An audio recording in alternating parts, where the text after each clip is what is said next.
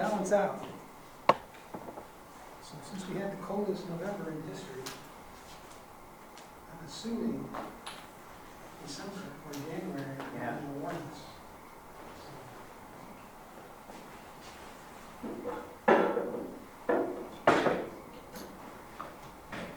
I talked to home heating fuel people.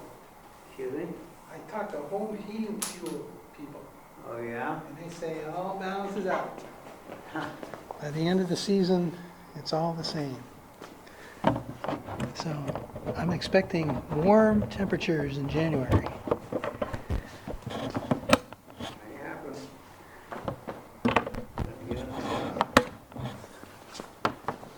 Sounds like you're a half full kind of guy. Glass half full.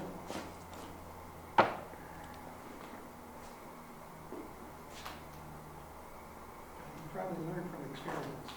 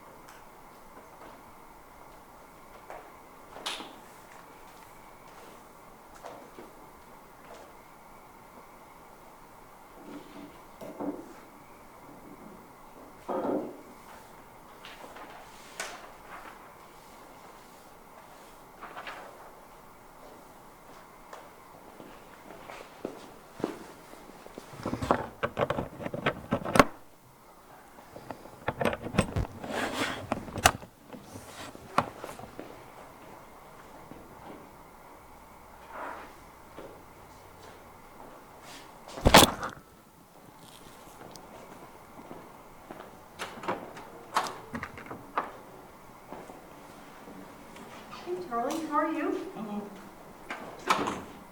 You're first again. Man, it's 25 after. Well, I know Tom's gonna be late.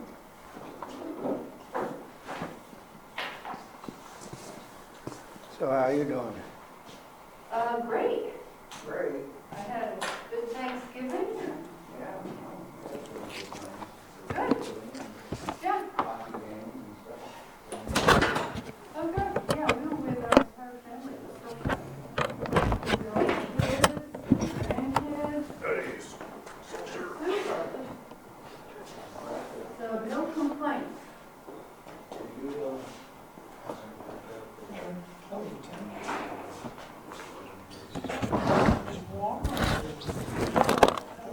Probably has something to do with bringing equipment in the door. Oh, no, I didn't say that. Okay. All right, well, I'm good.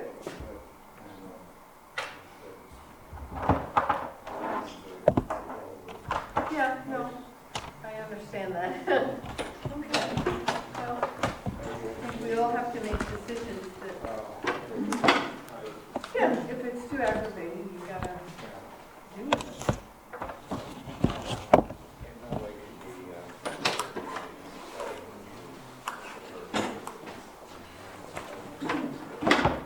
Well, you'll still be with her, yes.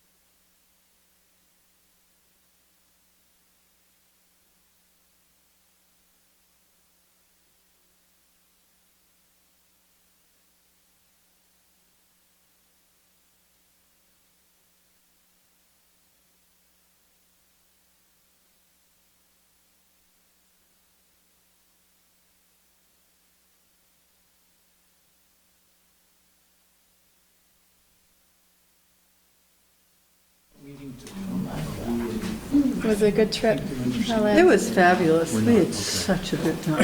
It was really great. The beach was beautiful and all the, But it's because they just the facilities were just incredible. it was just too much water, you know, in a short amount of time. Because of what they were doing. It was all inclusive, so, you know, if the kids were hungry, they just went and What the ate. status is, you know. I think the Like conversations. like a buffet or something? Yeah, there were Ongoing buffets buffet? all over the place, yeah.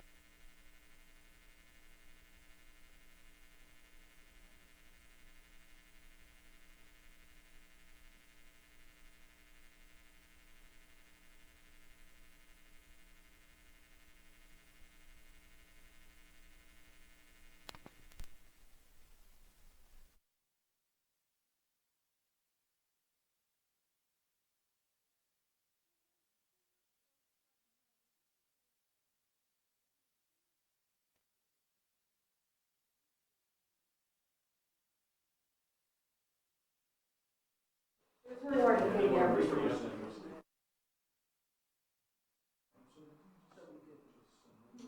want to go back next Thanksgiving.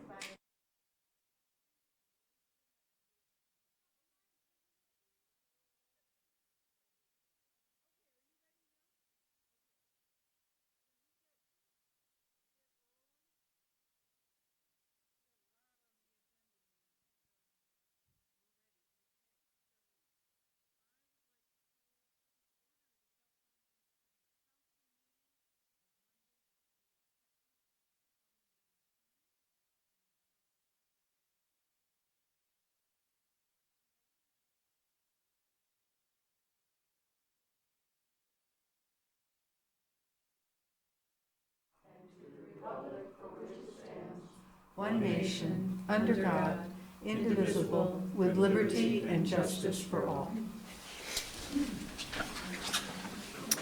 And so, Tom, instructions on exiting the building in case of an emergency. Sure. So tonight, if there's an emergency, we ask that you exit through either of these side doors, go out into the side parking lot. We'll meet you out there. If for some reason these doors are blocked, please go back out the way you came in through the front entrance, down the sidewalk, across the building out into the side parking lot, and I'll make sure that all the areas are vacant before I leave the building. Okay, thank you. Agenda review. Are there any additions, deletions, or changes in order of agenda items? Okay, the only addition I have, and maybe I can clarify when Paul Connors is up on a different item, but I just wanted to follow up on the status of the letter from the Planning Commission regarding a clarification that they want from the City Council about whether they should act on developing some LDRs that reflect the findings and recommendations from the TDR committee. And we haven't gotten that, and if we wait much longer, I mean, these are the kinds of things that back up IZ. And I think they need clarification, or wish clarification from us on whether that was our intention. So if we could have a brief discussion, I think that was our intention, not to have all these committees do all their hard work and then not have the final step at least presented for, so that's You kind of. wanted on 12B or something, when Paul Connor is going to be talking to us? Yeah, maybe, can we do that? And we're not really taking an action, it's more of a clarification. Sure. So, I mean, I know that the people who are coming to talk about the zoning permit, do we need Paul here? and, well, he is supposed to be here. He'll be here for on the number 12th, 10 So yes, I as think well. that would be good. Yeah. They'll be here for 10, 12, Okay. and 14. Okay, well, we'll see where the timing is. All right. So if there's no other additions besides that, we'll move on to, are there any comments and questions from the public not related to the agenda? Okay, seeing none. Reports from counselors on committee assignments. Tom is going to be late, just so you know. He had two classes that he needed to speak to, and he's going to leave the second one late, but I don't know when he'll be here. Ellen, do you want us to combine 5 and 6? Because 5 is first announcements and 6 is. Sure. Yeah. Okay, Sue, so I'm doing both, I guess. We always seem to, because we get into it, and then it's like, oh, that was a committee assignment. Yeah, So yeah. Megan. As usual, I think I'm, too busy and I should write down everything I do every day. But I have to admit that over Thanksgiving break, I did take a break. Good. So, but I think there was some city business, but it was all online. I didn't necessarily go anywhere for it, and really enjoyed it. With regard to the committee, we have put forward our top 20. This is the Open Space IZ Committee. We have identified the top 20 parcels that we will recommend for conservation to the City Council. I passed those along to Tom and to Kevin, Tom Hubbard and Kevin Dorn, so that they could move them along to Earth Economics in order to have those parcels reviewed with regard to their development potential and what conserving them would do financially for the city, but also with regard to our green infrastructure. So it's that very holistic review that we were asking, as one of the studies to come out of IZ was a review of the value of conserving land versus developing land. So that was moved along, and we are having, I think, one of our final meetings this Wednesday. It probably isn't the final meeting, but this Wednesday will be on the second floor of the police station. Of course, the public is welcome to attend, starting at 7 o'clock. So we are finalizing the final report and the narratives regarding the parcels. Great. Thank you for all that hard work. Tim? I ran my 29th turkey trot, and then I ate the turkey. It was a little bit cold, but not as cold as the last 2 years, but it was a little bit windier, and there was snow on the path. But we had probably 300 people there. Oh, wow. I think, Great. yeah, and there was a little kids' race before that. And that fundraises for what? It's now called Feeding Chittenden, but it used to be the Chittenden Emergency Food Shelf. So you could either bring a non-perishable food item, or you could bring a donation. So, yeah, it was good. Super. Good. I didn't win anything in the raffle, again. That's Someday. okay. It's the spirit of the season. You've still got years ahead of you. Put your name in the hat. I hope so. Okay.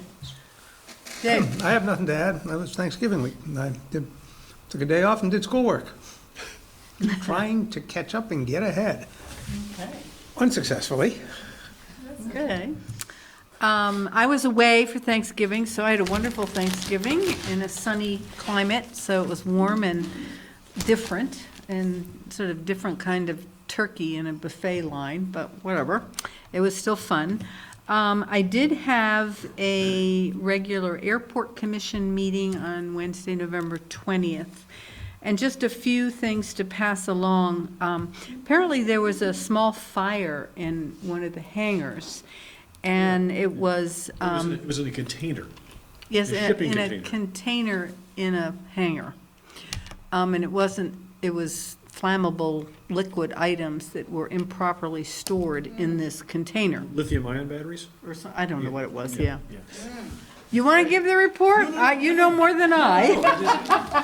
They didn't share all the information about how it happened. Inquiry Why minds. I'm even reporting on it is because both the airport as well as Heritage wanted us to know that they were very appreciative of the joint work between the South Burlington Fire Department and the police department. I guess both were called in, and they followed their protocols for incidents like that, and it was put out immediately, and there really was no damage, but they were just highly complimentary of both the police department and the fire department, so I wanted to pass that along. WCAX reported that the fire department was appreciative of the business that owned that because they had in place an emergency plan of some sort of a fire plan that they used, and it helped out a lot. Right, yeah. So it's good when all those things come I think, together. yes, that points out how good plans are, and they probably had rehearsed it in the past, and everyone knew their role, so that works well. Just to, I don't know if any of you have flown out of Burlington Airport lately, but they have used Connex boxes, which are, the big, I didn't know that's what they were called, to connect the two TSA areas. They're not heated yet, they will be, and they are finding that it really helps when there's a clog at one side of the airport. 2 flights are going off and no one's leaving on the other. They can use this to ease the traffic and get people through security more quickly. They also are opening an Abnaki museum in conjunction with the Abnaki tribe and council, and they have a 5-year commitment to have the museum pieces on display.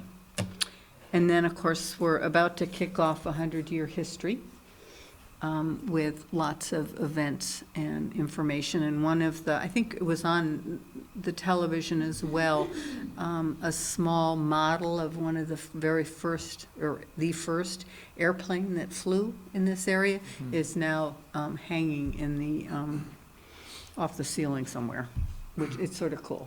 The real airplane, the actual? No, it's a model that somebody built, yeah.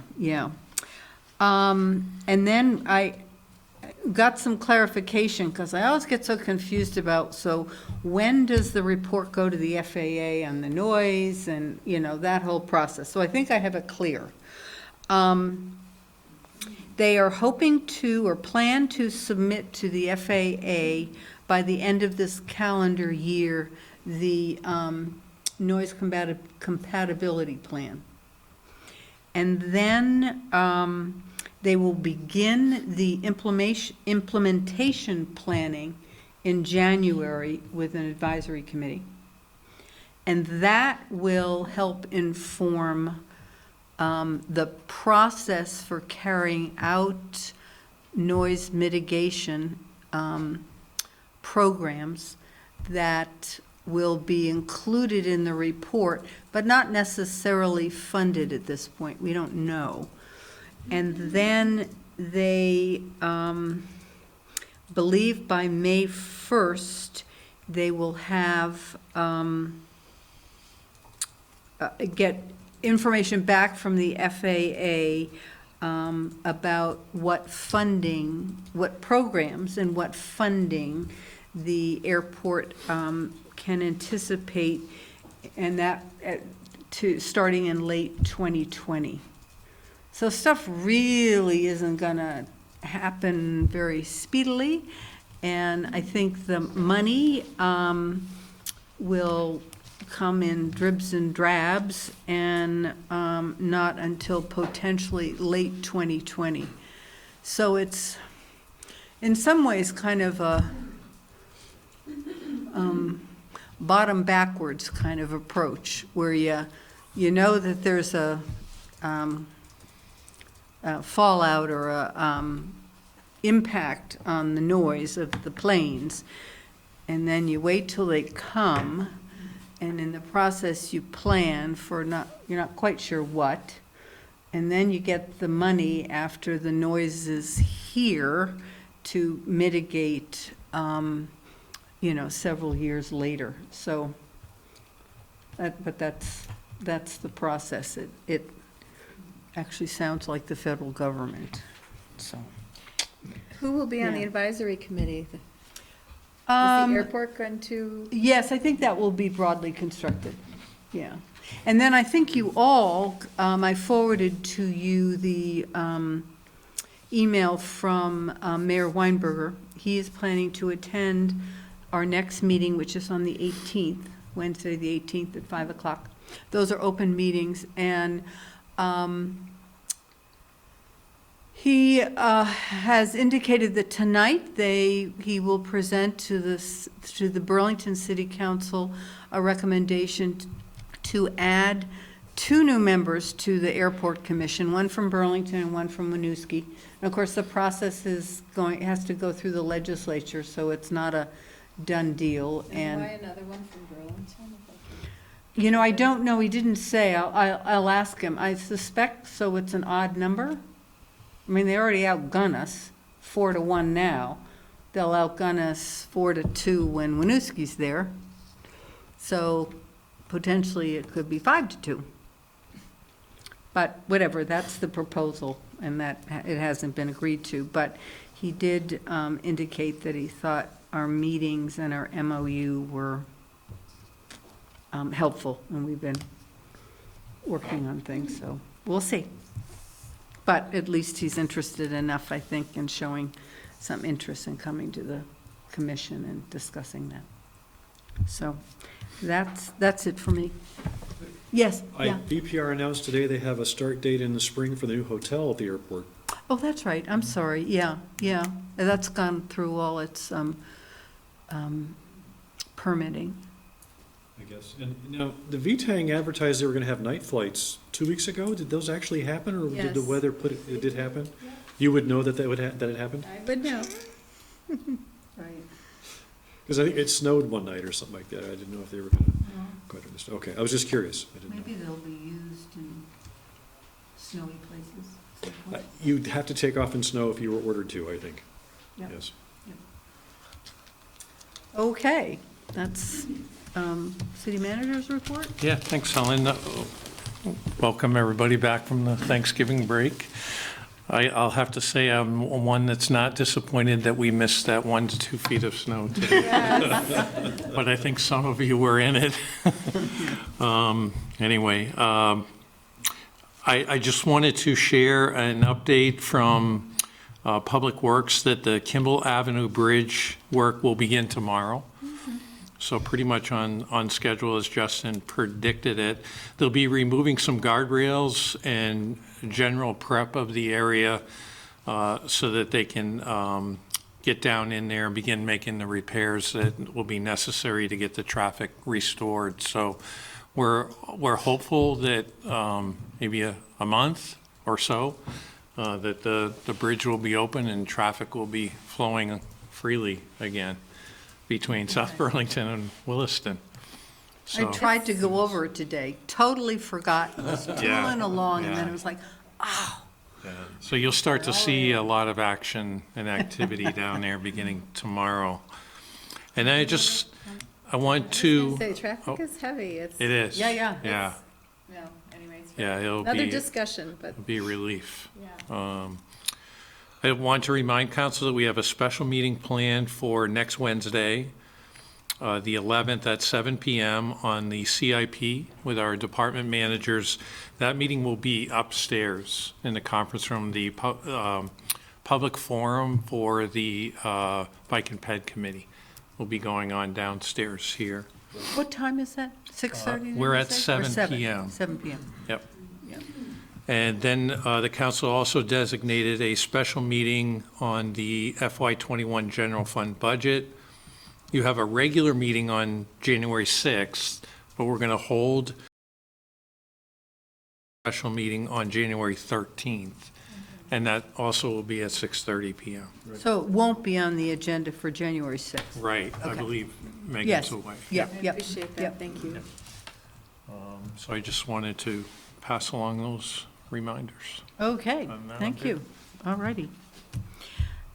Consent agenda, we have the consider and sign disbursements. I would entertain a motion for approval.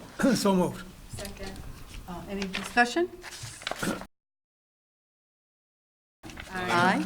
It passes. May I ask one question? Yes. Did the school board pay back the money we loaned them? They did. Okay, thank you. With the interest. With interest. That's interesting. Ever the jester. Okay, number 8. Presentation by Maura Carroll. Welcome, who is the Executive Director of Vermont League of Cities and Towns. Welcome.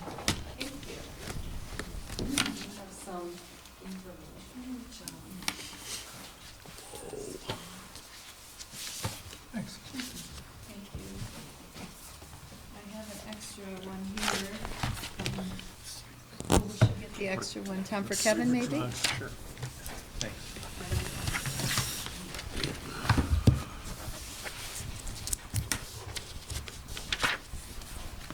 Good evening, Madam evening, Chair, welcome. members of the City Council. I'm delighted to be here tonight. My name is Maura Carroll. I haven't met all of you, and I have the privilege of serving as the Executive Director of the Vermont League of Cities and Towns, with its mission of serving and strengthening Vermont local government. So I'm here tonight to talk a bit about the League, also a bit about state municipal leagues in general, and then about our connection to the National League of Cities. And I appreciate the generous amount of time that you've provided. I will try not to use all of it because I did see how heavy your agenda is. Thank you. We would, But I also- always ask a lot of questions, so that's why often our meetings Which is go so great, late. and I welcome that as well. So if you have questions or you just want to stop me as I'm going along, feel free to do that. Wait, is that okay? Of You would prefer course, that? Okay. Great. Absolutely. And I thought I would start generally with state municipal leagues. And you may be familiar with the leagues that we have around the country, but there are 49 municipal leagues in the country. And they are structured similarly to our league here in Vermont. But of course, there are different issues that people face depending on where they are geographically, what the size of their communities are, and simply what the legislature and local governments see as priorities. We are connected through the National League of Cities. The state leagues created the National League of Cities many years ago, so we are guaranteed seats on the NLC board, and we also meet on a regular basis. We have the NLC meetings that we attend in DC when they have their March meeting to meet with congressional leaders. And we just attended the City Summit, which is their annual conference and usually attracts around 4,000 municipal officials. So we have a working relationship as an organization. VLCT is a member of NLC. And so through that, we can provide information and resources to all of you through that. We work with them to collect data, to do research projects, and to lobby Congress. So specifically, the Vermont League of Cities and Towns, you may be familiar with what we do. I'm making a little bit of an assumption that you don't, just so I don't miss something that I may think is obvious, but that you don't. So we currently have all cities and towns in Vermont as members of the league, and we are very grateful for that. We appreciate your membership. We believe that we are stronger together than we are separately. So despite the fact that different municipalities may have different perspectives, they have different priorities, if we are supporting local government generally as a group, then I think we present a strong face, and that is part of what we do at the legislature. We currently have 52 full-time equivalent employees. Half of those work with our risk pools. We have 2 risk pools, one passive, which is the Property and Casualty Intermunicipal Fund. And as the name would imply, it provides property and casualty coverage as well as workers' compensation. I know that South Burlington is not a part of passive, and I'm not going to make a pitch for that. I will say, however, that after South Burlington left passive, we reviewed all of the process of our rating. We made some changes, so you made an impact on the things that we were doing, so we appreciate that. And we always have an open door should you want to have a conversation again. Our other trust is the Verb Trust, which is the VLCT Employment and I do this every time, I apologize. Employment Resources and Benefits Trust. That provides health advisory services, which I know you do participate with through Hickok and Boardman, and we work with H&B as well. We also provide unemployment compensation, and we offer dental, vision, life, and disability, and you have life insurance through VERB. The trusts are member-owned entities, and so they are governed by separate boards of trustees that are officials from those member communities. And we appreciate all of the input that we receive from our members. We do have challenges from time to time. People don't like that we haven't covered something, or they think that we ought to do things differently. And the boards have been very open to having public hearings about that and wanting to hear and gather information. All employees of VLCT, no matter where they work in the organization, whether for the trusts or for the traditional league services, are employees of VLCT. So we raise about a little bit more than $1 million in dues, and that essentially covers most of the advocacy program and the Municipal Assistance Center. And I know that some of you are familiar with our advocacy program. That team manages the municipal priorities that are adopted by the membership every year. Actually, they're adopted every other year now, but there can be changes and discussions in the off year. They also work with policy committees. Next year, 2020, is a policy year.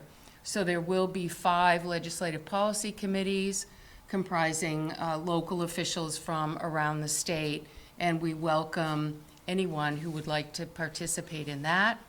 Then those policies will be brought to the full membership at the annual meeting in, this year it will be September 30th in South Burlington. So we'll be very pleased to be back here next year. Excuse me, for the policy work, is that the policies that the VLTC believes are, appropriate for all of the communities, and some then are promoted in the legislature? Yes. And that's next year. Yes. So the issue that I know Kevin has mentioned several times to us is the whole issue around communities like ours that need to have a charter change to add another member to the planning commission. And, I'm sure there's some other thoughts too. Is that part of the policy discussion for next year, or is that like last year's policy? It was adopted in 2018 for the 19-20 Okay. legislative biennium. So you're still working on that? We are still working on that, and that was the advantage in having this be an off year, so that we could focus on some of those policies more in depth. So we appreciated that Kevin was a great participant in the meetings that we had this summer and fall about that. So that will be ongoing. I anticipate that that is an issue that is near and dear to most municipal officials' hearts. And so it, in whatever form, may continue in the 21-22 biennium as well. Well, we did meet with our legislative delegation and pushed it. Not all the senators were there, but a number were, so I think it was a good conversation. I saw that you had done that, and we always are delighted to hear it, because we encourage local officials to meet with their delegations on a regular basis. From my perspective, I lobbied for more than 20 years, and the more that local officials understand the pressures that state officials have, the more they can focus strategies on connecting the dots for legislators who may have different priorities. And then the more legislators can understand the pressures local officials are under, the more they can connect the dots to help local government do the things that you all do. So thank you for doing that. We're really delighted that you were able to. And our Municipal Assistance Center, or MAC, offers a variety of trainings throughout the year. We do training for moderators prior to town meeting. We do audit training, financial training, planning and zoning, open meeting, public records kinds of training. And you will be receiving a mailer very soon about the trainings that will be offered, at least for the first half of 2020. And on that note, we have been discussing internally how it is we can be more responsive to cities and the training needs that you may have. You may know that after town meeting, we have a select board institute. And a lot of the items that we present at that training really are relevant to cities as well as to our towns. But sometimes there are things that have nuances that are different for cities. So we're looking at creating a city officials workshop. And we would love input from all of you to see whether that would be something you would be interested in attending. If you could give us feedback on what issues you think are most important for cities or most important to you in South Burlington, and we can develop a curriculum so that it really is meaningful for folks. That was going to be one of my questions. Yeah, do you ever kind of focus on, smaller number of perhaps communities that would like to work out, a problem that could use really, all communities, sets of eyes and thoughts about it? Typically, what we do in that regard is we will do an on-site program. That also typically comes with a cost, but we have had it in a regional sense so that the cost is limited for each community. And it has been successful because we can focus it on those issues that you really want to talk about or that you need some guidance about. But our attorneys are very willing to come out. We know that South Burlington has its own city attorney, but we've also had the experience that even those communities that have their own attorneys call our attorneys because we may see the issue on a regular basis and can give some perspective to it that someone may not see if they're only seeing it occasionally or they're only seeing it with regard to one community. So we really say that to the municipal attorneys around the state, that we want to be a resource to them as well in the work that they're doing to help all of you. So we are definitely willing to do that. And we want to talk with you all about how we may work out something differently. Obviously, the larger the community is, the more dues you're paying. And we want you to see that there's value added to that membership in the organization. So we want to be flexible and offer what it is that you need to have.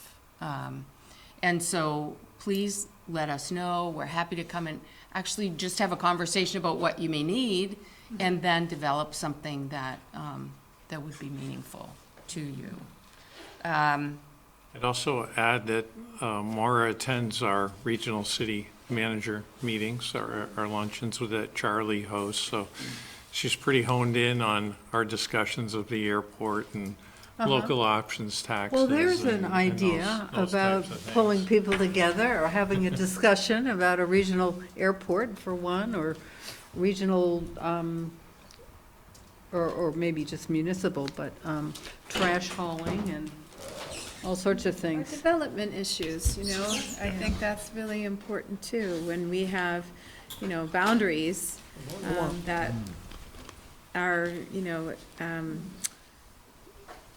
basically, just, a very invisible border between the towns, it would make sense for zoning changes, transportation changes, things that would have a major impact on the area, regardless of which side of that invisible line it falls, for there to be some guidelines and a process. I'm not convinced that the law protects what I would see as a really, it's an ideal, but it's a uniquely Vermont tradition, which is getting together and having a civil discussion, as opposed to meeting in court with lawyers, right? So I would really like to have that explored.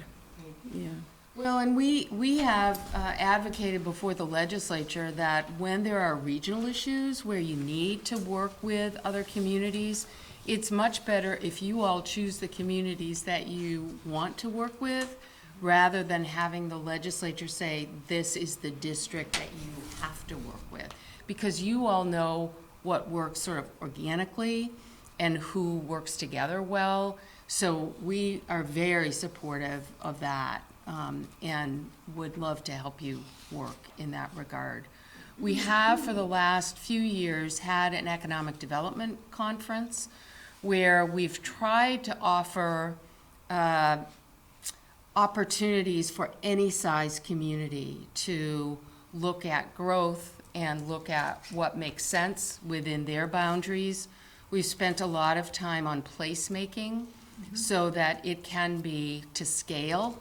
And so larger communities may be looking at larger opportunities, but also in conjunction with some smaller communities that are around that larger community. We've had conversations also about hub communities. You'd be a hub community where you're providing a lot of resources to some of the smaller communities around who do not have some of the infrastructure that you all have. And that is a unique burden in many communities. So Peter Elwell, who's the town manager in Brattleboro, had asked that we put forward an opportunity for hub communities to have discussions. So we're working on that.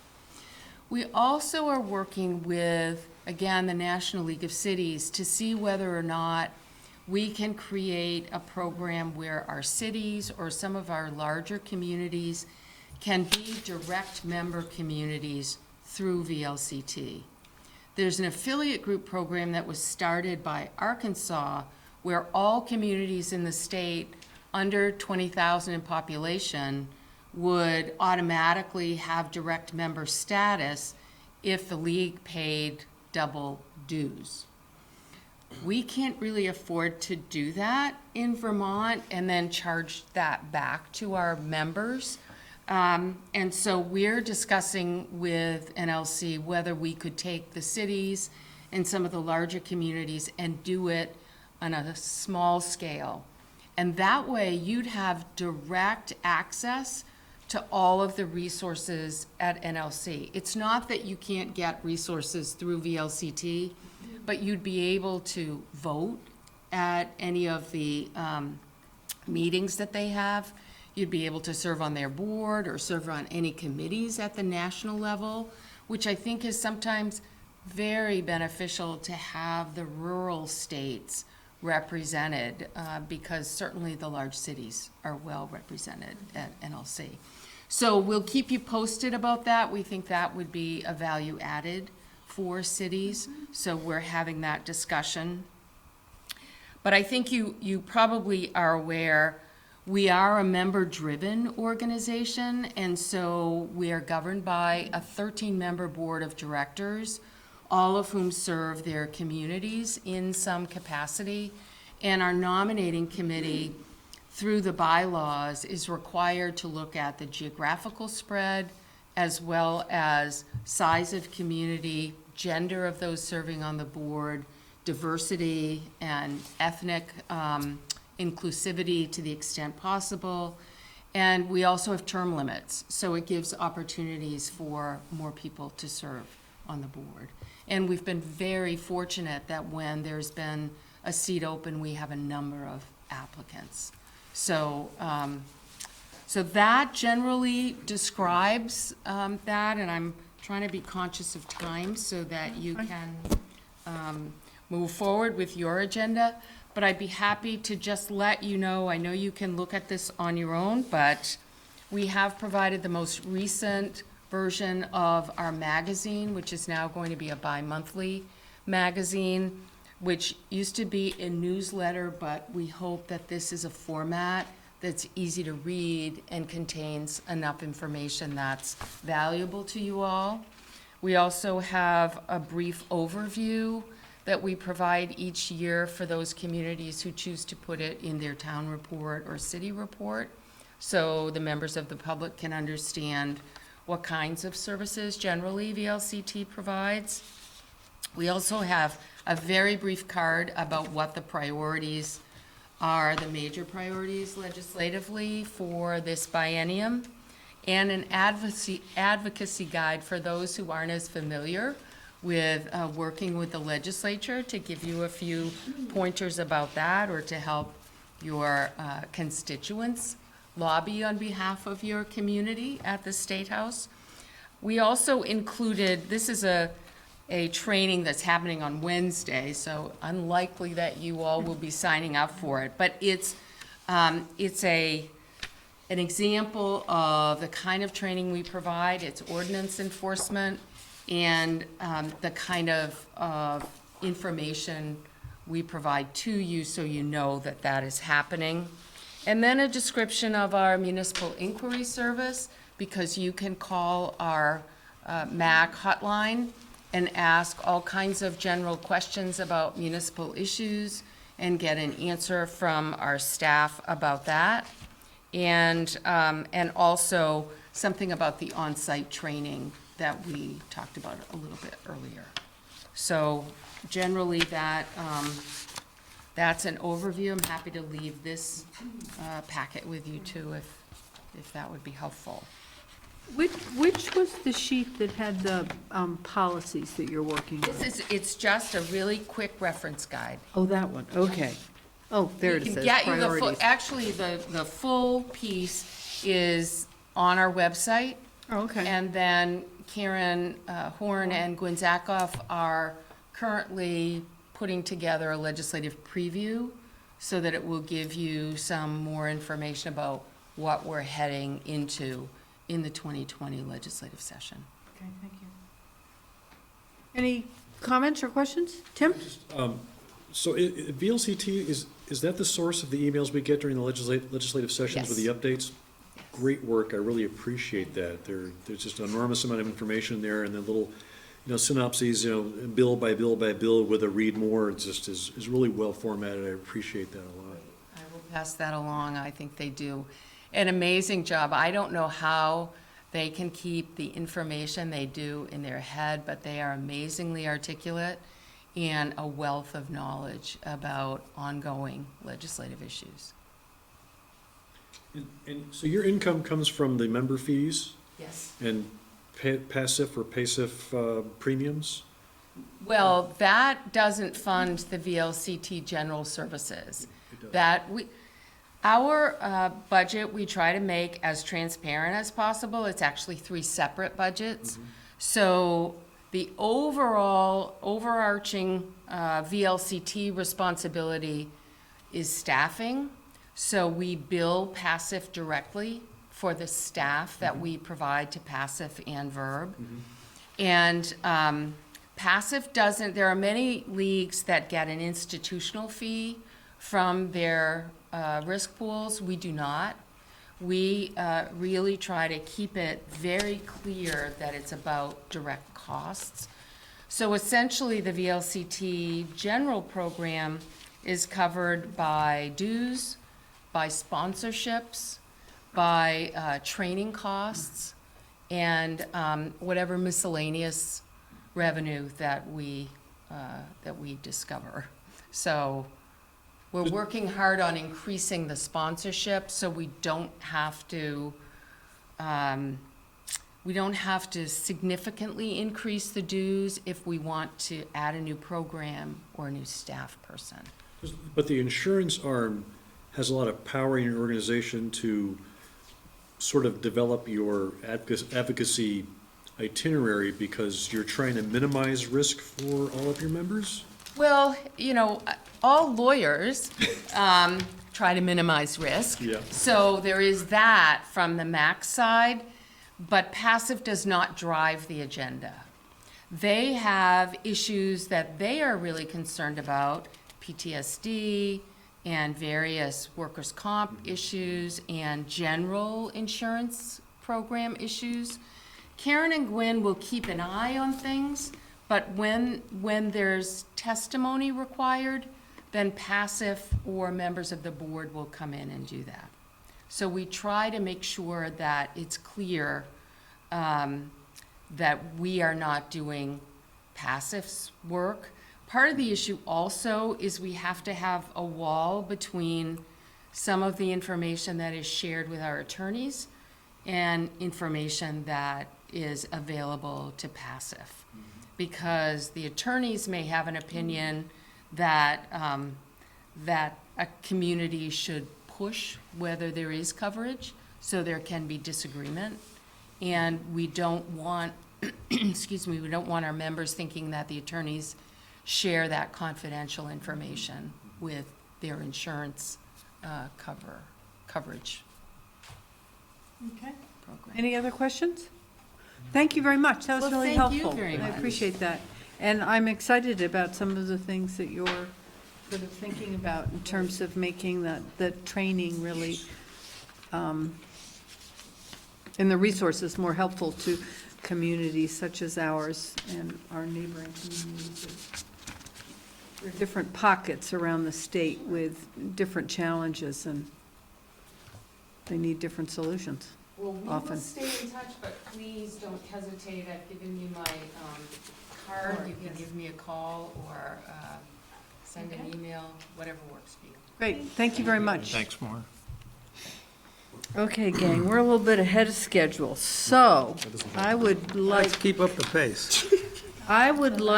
to suggest that maybe we go to item 16, 60. and that is our appointment to the Development Review Board. We apparently didn't do that out of We session. did vote. Properly, huh? Okay. I thought we had Me done too. that. We did. But, There was um, nobody in the building, so there was no public, but we did, Yeah, I think it was the way that the motion, Tim, did you get a handout on that to read? Tonight? Yeah, No. okay, let me go get. Okay, Amanda has prepared just a paragraph All for right. us to read. There's no, we don't have to go into executive session or anything like that, but okay. we do have to make a correction to make sure that we did it right. So All I'll go right. get that paper, maybe, Can we move Okay, on to to maybe 17? 17? Yes. And have a quick discussion and possible action on establishing a process to allow gifts to be made to the city, to include those made in memoriam.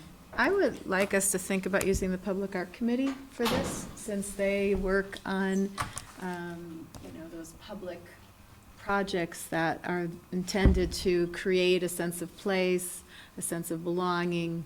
I think they could come up with a policy and actually,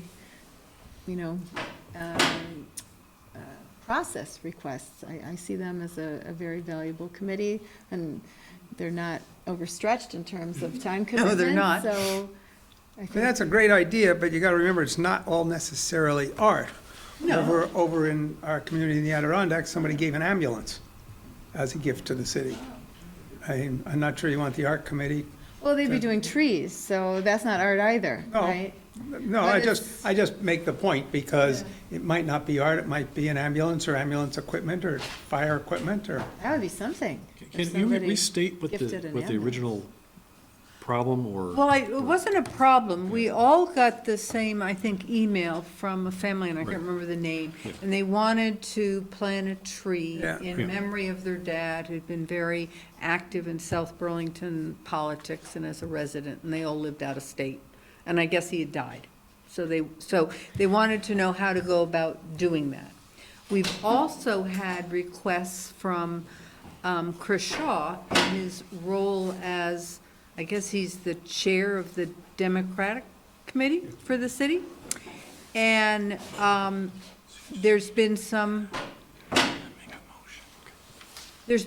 requests to have benches or plaques or something in memory of, or in recognition, not just for people deceased, but living people who have made contributions to the community. And rather than have the council sort of do this on a, Winging it. whenever it comes forward and whoever sits here and they like the person or they don't or whatever, or it gets political or something, it seemed to me, I put it off by saying, well, we really need to develop a process. I wasn't Well- sure we wanted to make that process a full council discussion on every recommendation. How often does it happen? Well, we've had 3. How about we assign, often. how about it comes through the council and we assign it to a city committee? So if it's an ambulance, we wouldn't go to the public art committee, but if it's, if it's a plaque or a tree, that could be in city center, for instance, I think that makes sense and we can have that discussion, which committee it should go to. A tree could go to Natural Resources Committee, right? It certainly could do that as well. Don't we have, what was the policy for all the benches along the bike rec path? Or was that all decided by the rec path committee? Yeah. Because there are lots of those. Right. Has anything at VLCT? Well, that's true. Maura? Mara, does VLTC have any, what do you call it? Guidelines? Boilerplate language or for cities who have requests to memorialize somebody with a tree or a bench or a plaque or? I don't know the answer to that, Okay. but I can find out, and we have templates for a number of things. Uh-huh. So let me just check. I'll do Okay, that would be tomorrow. helpful. Because there have been 2 benches put in Red Rocks Park, and one that it wasn't there one year and all of a sudden it was there. So how did that request go through? Probably through the rec department. Rec department, Yeah. Yeah, and I think the same with the benches, I think along the rec path, I think that was kind of internally, so it's been, So some things don't come to the council. right. Right. Right. Kind of like your idea though, Megan, the request should come to the council and we'll assign it to the most appropriate committee, and I think that should work. And if the rec path committee is doing it on their own already, that's fine too. Well, I was thinking, and I know UVM has a program, which I think is, they Yeah, you have give it enough money, you somewhere. get a building. No, I'm talking about the trees. And people can Yes. dedicate a tree, they buy the tree and it gets planted somewhere, and they have a master plan, and you can look it up. And I only know this because, the secretary of the school I taught in, her son was at UVM and ended his life, and they wanted to put it, and they did. We all contributed to this tree in his memory. And so there are clearly some guidelines and a process that UVM uses, and maybe they don't do it with benches, but it just seemed that's a little bit different to me than a bench. I mean, I'm okay with the Parks and Rec Committee doing the benches along the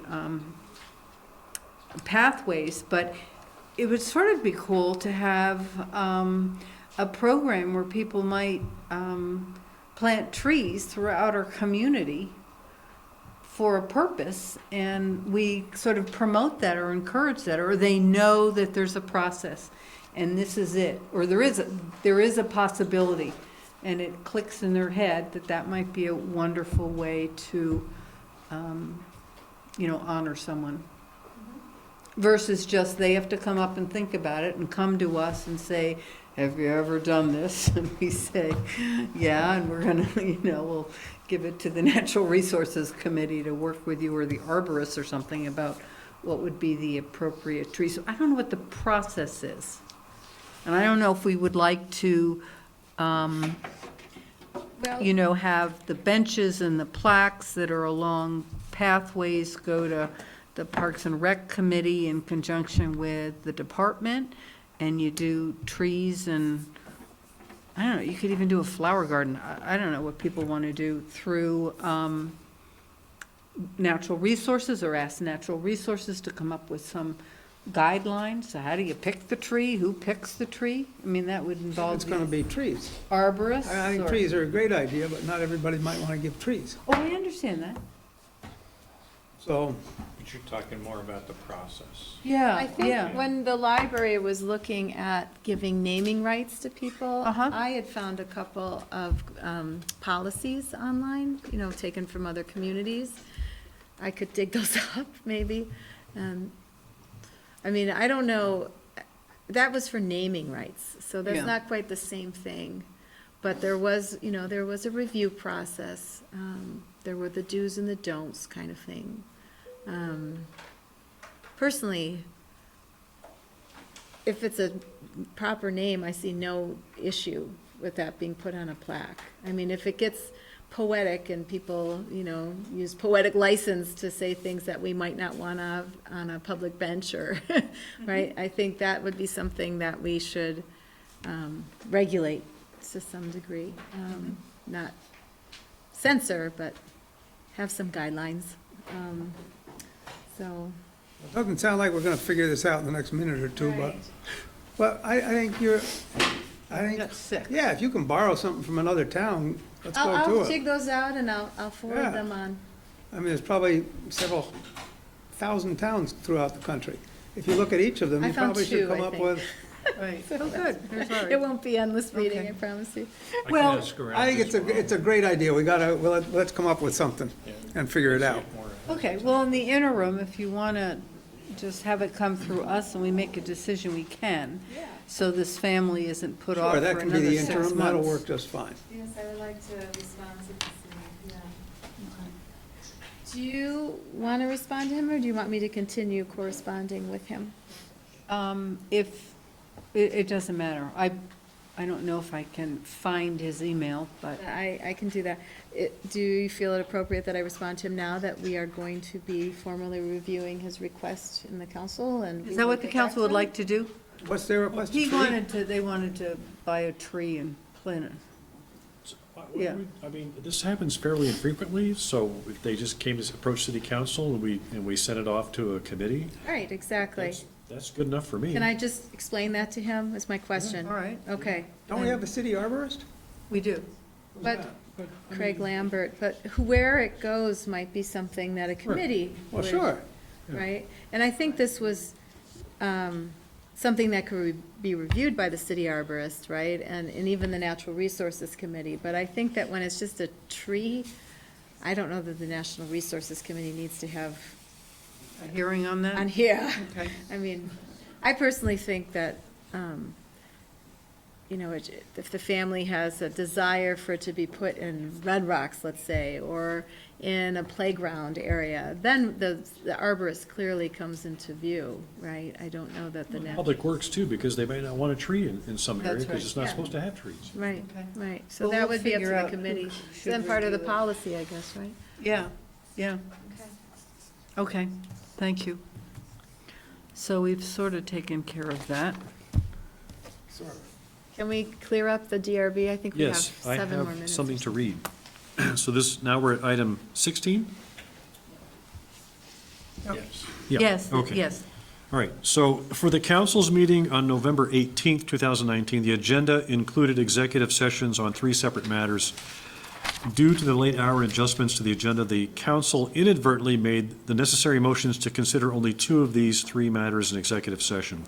The council did not vote on a motion to consider candidates for the Development Review Board in executive session, but did discuss and consider this appointment in executive session, and later re-entered the open meeting and voted to appoint Melissa Portman to fill the vacancy on the DRB.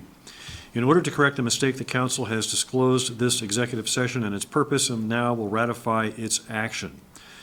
So I move that the council appoint Alyssa Portman to the Development Review Board. Second, and I wish that she were here to explain. I don't see what was wrong in our actions. I really We don't hadn't understand. identified that as a topic in the executive session. Oh, we did publicly. Before we Before went we in, went yes, into it. before we went into it. I thought we had suggested it would be a possibility, but That's just my memory, not necessarily No, written our, record. our note taker, Sue, said we didn't. Okay, so we have a motion that's been Second. Can I seconded. second it, I guess? You made moved it, I made the I motion. seconded. That's right. So any further discussion? Okay, all in favor of, it's Alyssa Portman to the Development Review Board? Second, or aye. Signify by saying aye. Aye. So let the record show that was 401, with Tom being absent. Okay, so then we can go back to item 9. And this is a recommendation from the Housing Trust Fund Committee related to an application for funding from the Champlain Housing Trust and possible action by the council. And Larry Kupferman is representing the council, and I'm blanking on your name. Amy Demetrius. Amy Demetrius is representing the Champlain Housing Trust. Thank you. Welcome, Amy. 4 minutes early. Yeah. If you just want to sit for 4 And we minutes. did 2 other items, you know, we're on a roll here. It may not be 11 o'clock tonight. Let's hope. Yeah, okay. So Larry Kupferman, Housing, Burlington, South Burlington Housing Trust Fund, and Amy Demetrius from Community Housing Trust, and we're here to recommend that the council approve a $50,000 trust fund allocation to their current project. And we do have a spreadsheet. I'm not sure you had it in your packet. Do you want me to? No, we haven't. Okay, great. It is the original application that they Thanks. made, that the Housing Trust made to get the project started, but this is the third element because the Housing Trust Fund has a limited amount per year. We had a 2-year allocation, and then this is the third allocation because we couldn't commit funds into the future that the council needed to approve for future budget. So if there's, I think Amy, I asked Amy to describe the project. I'm sure you're all familiar with it, but would you mind? Yeah, sure. So I hope you've all been, I know you've been there for the Market Street ribbon cutting, you saw it. We're so thrilled to have this building be a part of the new city center and so excited about that location for the folks we're going to be serving. It's 60 apartments. It's a range of incomes, literally from homelessness up to 120% of median income, so we'll really have a mixed income neighborhood there. We're ready to occupy. People will start moving in within the See next lights few on weeks. it sometimes, so within I the thought next people couple- had moved in. Yeah, not quite yet, but they will start moving in within the next couple of weeks. Become new South Burlington residents. Very exciting. So as Larry said, our original budget did include $150,000 from the South Burlington Housing Trust Fund. We knew we'd have to come in over multiple years, and this is our final request for a final $50,000. Okay. And that is the current fiscal year amount that's available. It's available, yes, okay. I will move that we approve the, what's the word, allocation of the $50,000 in our Affordable Housing Trust Fund to CHT. Do I have a second? Second. Any further discussion or any comments or questions? Okay, all in favor? Signify by saying aye. Aye. Aye, okay. Thank you very much. Let me just say, we are planning a ribbon cutting tentatively for January 13th, so look for that invite as well. Great. Do you have any That other is a buildings Monday. planned in City Center at this Don't right time? now, but I think there's very strong interest, so I imagine that we'll be back. I hope so. Thank you very Super, much. well, nice job. It's very attractive, too. Yeah. I like it. It's very cool. Thank you. Good enough, all right. May I just ask you, Amy, what's going to be on the ground floor? Is it all apartments or is it? It's all apartments, but right on the corner is a common room. So people, when they have a birthday party or a wedding or, a baby shower or something, you can use that Utilize it. room for, your larger kind of events. Yeah. Great, thank you. All right, let's see, we gotta skip 10 because it's warned for 8 o'clock. No Brian's here. So you want to move on to item 11, update on the proposed indoor recreation facility? Sure. Okay, let's do that. Jennifer, were more folks from the committee planning to come? Just Mike and I. Okay, and Mike is here somewhere. And Holly? I don't know if Holly is coming. Okay. Okay. Brian will get you connected. Meeting's going to be over before Tom gets here. Or before 11, whichever. Yeah.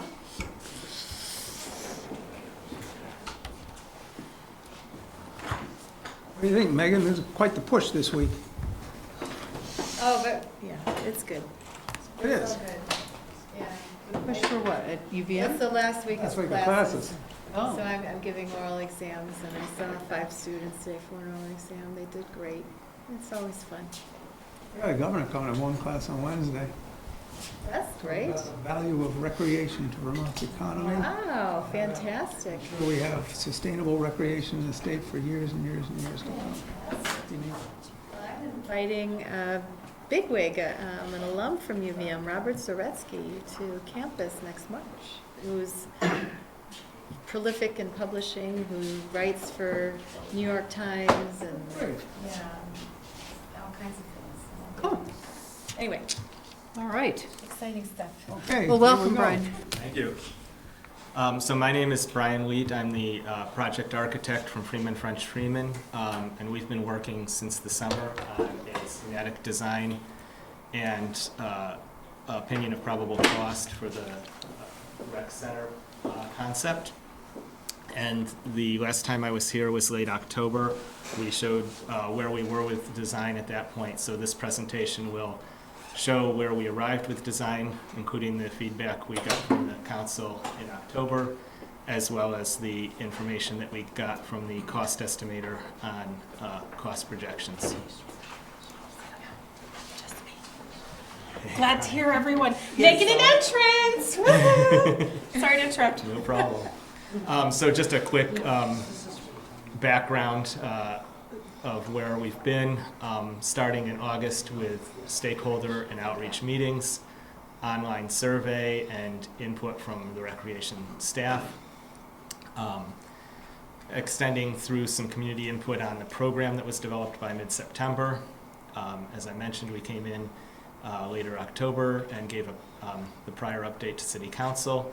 And then in the last month and a half, we've completed schematic design and received the opinion of probable cost from the cost estimator. Currently ongoing is the operational review by Ballard King. So they're looking at how the facility would operate, what the both expense and revenue side of that operational function would be. Are they actuaries or something? Who are They are Ballard King? I mean, They're consultants in the operation of these kinds of facilities. oh, okay. Yeah. Thank you. So again, to review, the general concept for the project is to place the building directly south of the Cairns Arena buildings. So this satellite view has dotted lines overlaying the existing active fields on the east side of the roadway. Of course, there's the baseball diamonds and the lawn near the pavilion on the west side. And the project sits in to the area within those fields. So the area that the project's taking is essentially lawn area within the park, not disrupting any of the existing play surfaces. We're adding 240 paved parking spaces around the outside to bring the total to approximately 450 parking spaces, and then a roughly 54,000 square foot building. And I'll go through the building in a little more detail. Bit of a blow-up view. Here you can again see the building, the three, we refer to them as courts, but really it's a multi-use, multi-purpose open athletic area. It can be configured for 3 basketball courts or any number of other uses. Over here we'll see a turf field. We also have areas designated for future expansion of the turf field and a potential future aquatic center. So is the turf field the smaller tan thing to the left? That's the turf Within field? that area, yeah. And Okay. I'll have another view that shows that more clearly. One of the pieces of feedback that we received in October was the importance of the enclosed connection between Cairns and the entry lobby to this building.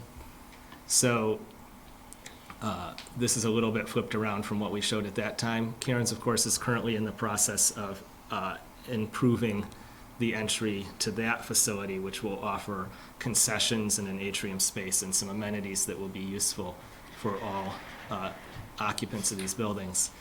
This creates an entry vestibule off the drop-off plaza, an indoor connection to Cairns that we imagine could be very light-filled with windows facing out to the roadway and windows into the movement studio. And then it allows for this to be either separately closed off in either direction or have free flow into the actual lobby of the building. We also are showing a public bathroom here for anybody who's out on the park property, particularly in the summer for large events. And this is a configuration that's showing a more gender-neutral, non-determined bathroom where you have individual high-privacy stalls and then shared sinks. Really, there are multiple options for how to configure the space. We could go in multiple directions. It's not going to have a huge impact on the overall project cost. So that's going to be a decision about usability and public comfort.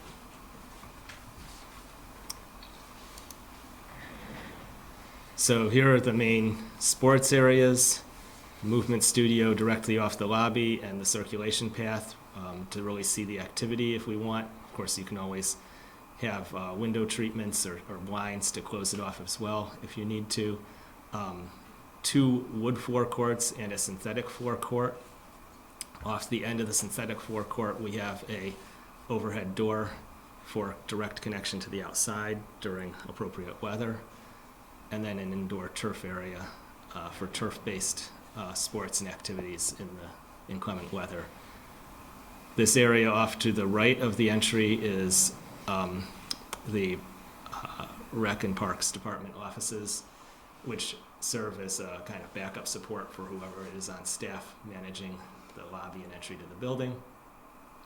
And then along the left-hand side of the building corridor here, you have a series of locker rooms, family locker rooms, smaller changing areas for officials, and men's and women's locker rooms.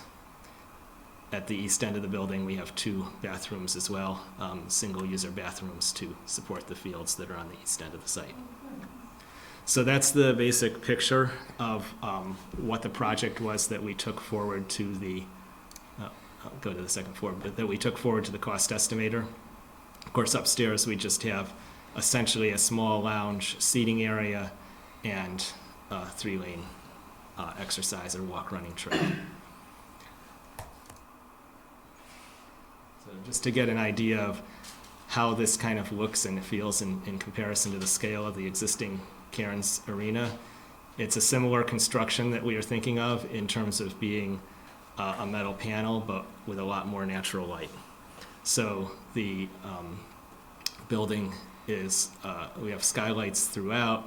We have long strip windows, both on the south side and the east and west of the athletic areas, and then, of course, the entry area. So this, yep. Brian, is that okay if we? Go ahead. Okay. When the snow falls off of the roof on this building, we can see the piles up to above the height of those windows. So I'm just looking at this right here, and I'm seeing piles of snow in front of those windows. Is that taken into account? There's some areas where we will have to look carefully as we develop into, do we want to reconfigure the windows a little? Do we need to do some snow fencing to avoid that sort of issue? So this is really, and that's kind of why I have this note down here, this is really what was there to help the cost estimator understand how much of everything there would be. But the exact configurations of things like the windows and elements like the skylights could be shifted around as the design gets refined, as the project moves forward. So I think that is a good point. This area right here would probably need more wall above the roof so that the snow isn't piling to the window. The same thing, this is kind of an interesting idea that we developed about kind of peeling back the corner so you can see it, but again, that could just become an area with snow piled against it in the winter, so we have to refine that a little more. Oh, so that's glass. Yeah. Sorry, Interesting. just passed what I meant to. What did I just lost it. That's what I would do. Let's try again. There you go, you're on. Yeah, I'm on. Oh, you were just up though? It just, The computer just go kaboom? no, I just lost my, Project again. my control There you go. for, You there got we it. go. So, that's the information that went to the cost estimator. The cost estimator is looking at what we call construction cost, which is what would the contract to a construction manager be to build a building like this.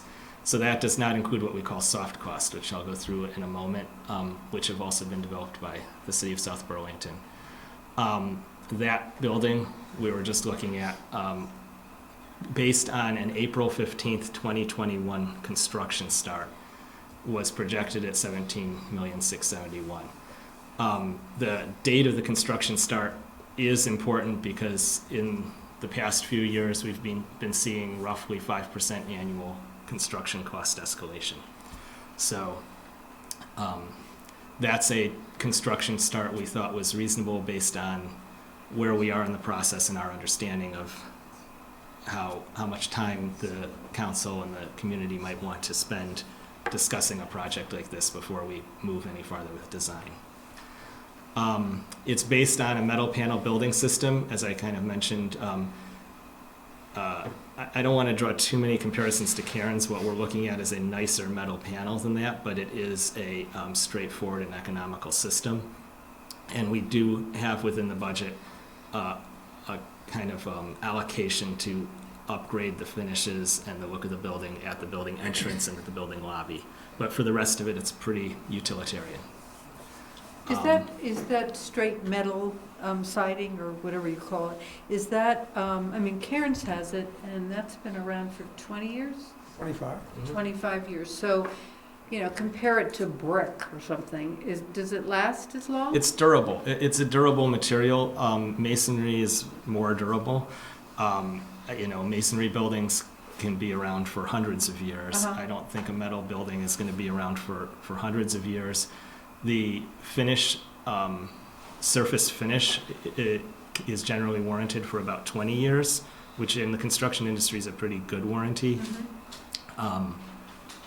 It's hard to predict the durability of these things, but we're suggesting it because we think it'd be a long-term building. We think it would last for the duration of the building usefulness. It's also highly effective for insulation. So in terms of having a good energy performance, it's a great option.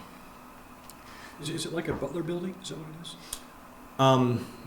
It's a little different. Some Butler buildings are done with the insulated metal panels, but those are often done with like the floppy insulation on the inside. It's not that. It's actually 2 sheets of metal with the insulation in between the sheets of metal.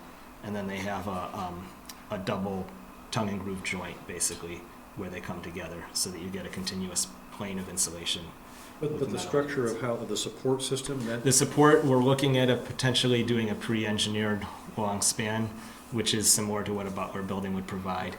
The cost, because of the nature of a project like this, it's not quite as simple as a barn or something like that. So we're still digging down. If we went forward, I think we'd do a second analysis on whether we're saving money by doing pre-engineered versus traditionally engineered steel structure. does this include any of the HVAC adaptation to take waste heat from the? This does not include, what it includes is a capacity to make that interconnect at a later time, but it does not include piping or equipment over in Cairns to make that happen.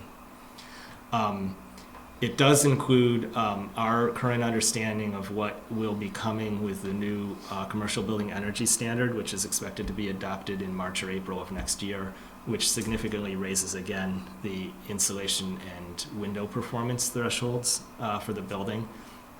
So I tried to do a takeoff, and that compared to what would be code compliant today was roughly a $400,000 upgrade in building enclosure requirements that the state's kind of mandating. It does include, again, provisions to connect a solar photovoltaic array in, provisions in the roof structure to have the weight of a solar photovoltaic array, but it does not include an array itself. The orientation of the roof lines were east-west, right? Yeah, the roof lines, and we looked, this was a point of considerable review. We looked really hard at whether we could make the building kind of make sense oriented in the same way that Cairns is.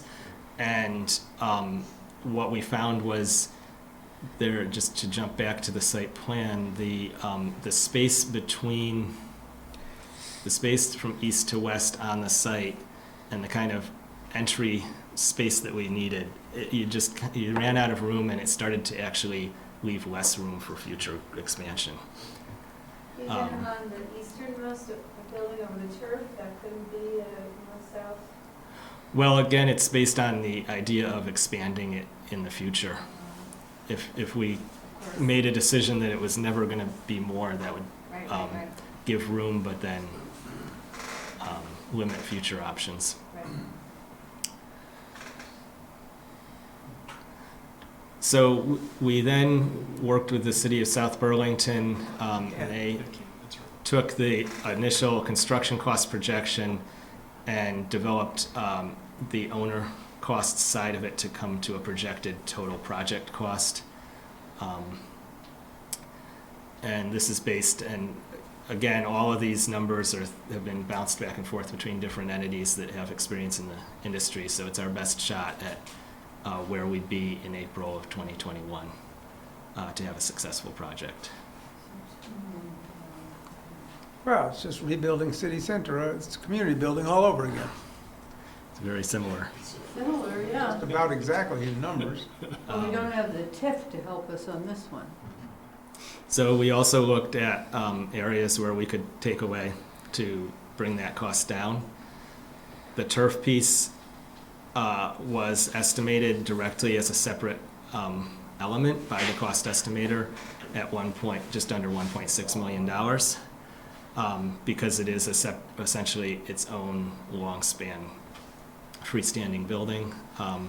We also looked at the cost of the indoor connector relative to the outdoor covered connection, and the cost of the movement studio being the kind of element that maybe exists in some other places around the community more readily than the large courts. So those are the construction costs. those are the construction costs, and whether By the turf and all that stuff is another cost, or does that include the turf? that would include everything that's attached to the building. So it includes the turf, it would include, within the movement studio, the divider, and any, in the turf building, we had motorized window shades because they're up high where you can't get to them. So all those elements that are part of the building are included, but it does not include associated design costs, permitting costs, and furnishings costs. So any equipment that would have been purchased to be put in those fields or areas are not included in these numbers. If we didn't have an indoor connector, what would we have? Outdoor connector? You'd have essentially two freestanding buildings with either a covered walkway between them or just a sidewalk between them. Which is fine some of the year, but not so good other parts of the year. And very much, I think we feel we did a lot of good program gathering. And so the design that was put together and priced is, in terms of the goals and needs of the community, it's a good fit. This is now that decision of how does it fit the goals and needs of the community on the financial side.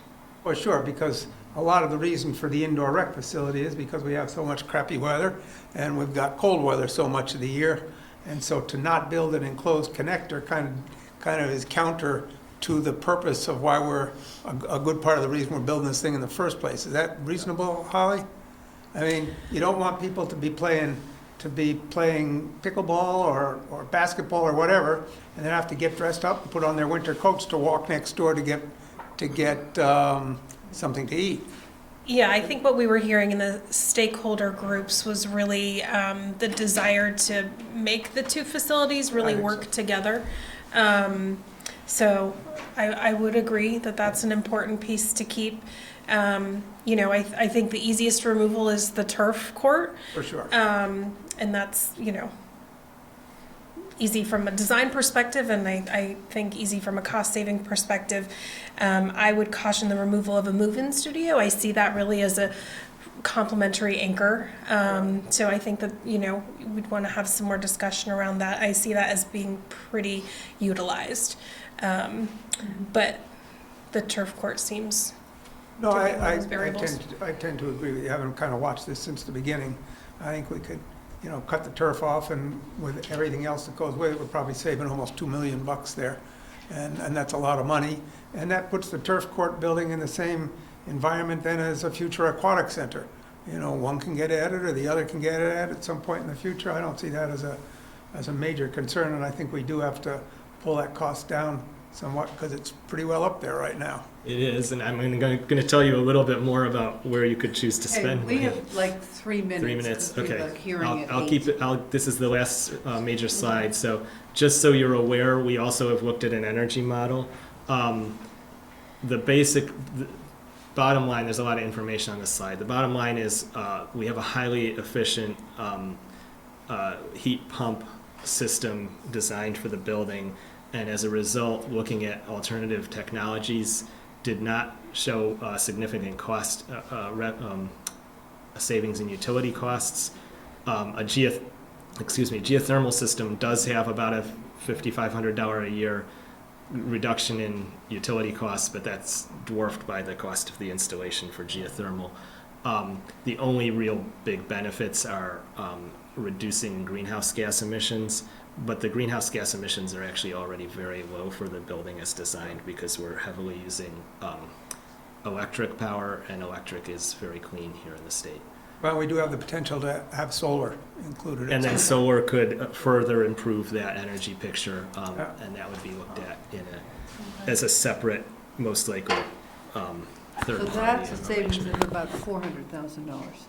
That's not in the original No, these price. are additional things that could be added. Oh, I see, I'm sorry. Just to complete that picture, that there's Savings always over the room to go up or down. So that's where we're at right now. Ballard King is going to spend the remainder of the month doing their operating plan. So starting in sometime in January, I think we'll get a report from them.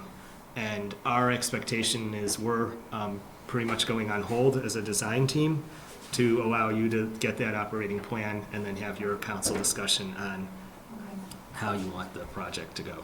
We need to break, and we have to do a public hearing that's about 15 minutes. Are you able to stay around? Because David has a Absolutely. question. We have people, who may want to comment. No We problem. might have some more questions. Is that acceptable? Absolutely, yeah. Okay. Okay, great. So why don't we do that? Thank you. So we will go back to item 10, the interim zoning application. We have to chop off. We can't. We gotta save $2 million. Okay.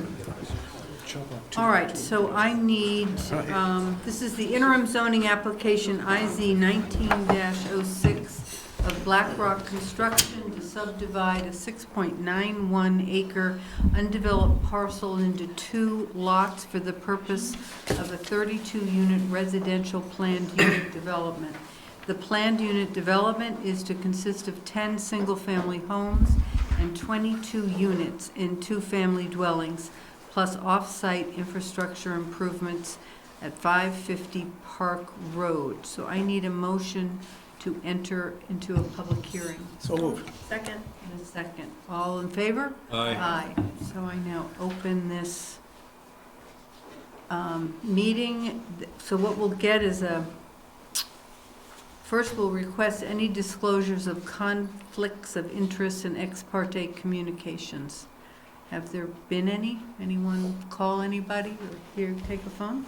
Seeing no acknowledgement, we'll then swear in the applicants and anyone wishing to testify. So besides the applicants, is there anyone here who wishes to testify? Seeing none, do you, what's the word, promise to? Swear? Is there- Okay.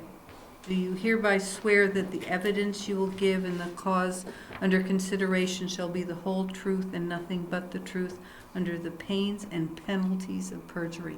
I do. Thank you. All right, so we will hear from you and then open the floor to counselors to pose any questions. Good evening. I'm Paul O'Leary with O'Leary Burke Civil Associates. And Benjamin Avery with BlackRock Construction. So BlackRock Construction and Highlands Development Company is proposing to develop a 6.9 acre parcel with 32 units of housing, 10 single-family homes and then 22 duplex, so 11 buildings with 2 apiece for the 22. The parcel is at the corner of Park Road and Dorset Street, referred to as the Wheeler parcel. So back in 2015, the City of South Burlington, Highlands Development Company, and JAM Golf LLC entered into a settlement agreement through the Environmental Court that approved the master plan that I have shown on the board in the front, I believe with a total of 354 housing units. That's correct, 354. It also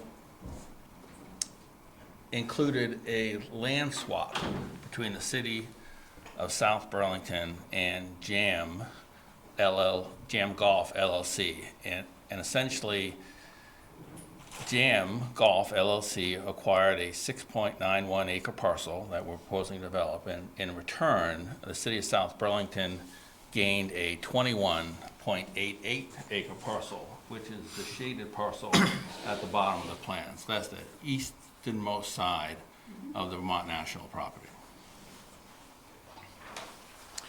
Part of that settlement agreement was that the City of South Burlington would develop land development regulations to allow the development of the 32 units on the 6.91 acre parcel. The city did that, followed through in 2015. The City Council adopted those regulations in January of 2016. So we would suggest to the City Council that the development regulations for the 6.91 acre parcel are as stipulated by the court agreement between the City of South Burlington, Highlands Development Company, and JAM Golf LLC, and that it is not subject to your current interim zoning. And I'd be glad to answer specifics. At this point in time, it's just a sketch plan. So we have a picture, you know, we have some detail, but we don't have stormwater information or sewer, water, traffic information, but it is part of the approved master plan. Our development is wholly within the area that was approved in the court settlement between the city and the developer. Are any of the units affordable, Paul? We are not proposing any affordable at this time. The land regulations were actually amended in 2017 to allow us to consider affordable units and actually gives a potential density bonus if that occurs. But at this point in time, we're not planning any affordable units. So what, I'm not sure what our, We ask questions and gather evidence. because this was a court-decided decision already. So we don't have a decision to make, do we? It's also just sketch so there's no decision to We make do at have a all. decision to make, and not in terms of approving the plans, but just saying this does or does not fall under our interim zoning, right, bylaws. That's our decision. to make. Paul? Paul Connor, Director of Planning and Zoning. You had seen another application this past spring for a property on what's called the clubhouse lot. And at the time, what your review consisted of was determining whether the proposed project falls within the agreement. In this case, it would be 32 dwelling units in fewer than 4 dwelling units in a building. So while that's not a significant element, that is what the council's rule is now. In that case, in the prior one, you issued a decision that essentially was a jurisdictional opinion that since it met the stipulated master plan, then it was not subject to interim zone. But that's a finding that staff cannot make. That's a finding that you have to make. The 1227 Dorset Street was also part of the court That settlement. meant, Yes. yeah, the court settlement. Did you have a question, Tim? Well, it's more than 4 acres, right, so it would be eligible for review, our review, under IZ, but because of this having resulted from this litigation that was settled, and the previous LDRs being applicable, I mean, I don't think we can review it under IZ. I tend to agree, and especially because I think what you just said, Paul, is what we considered in the spring was under the same court. Yes, same court So- decision, slightly different circumstances as Mr. O'Leary described. In this case, the agreement said that the two parties, the city and JM Golf, would work together to develop new regulations that then this would be subject to, and that's what happened in 2015. Whereas for the other case, there were already rules in place. This was previously a park zone, so there had to be new rules put in place for it. But those were put in place. They were put in place, yes. Okay. Are there any further questions? No one swore in the public, so we can't even hear from you, I guess, unless you swear in, get sworn in. So there's no, all right. So I would move that we close the open hearing. Second? Second. All in favor? Yeah. Aye. Aye. Do you have a proposed construction start date? A desired construction start?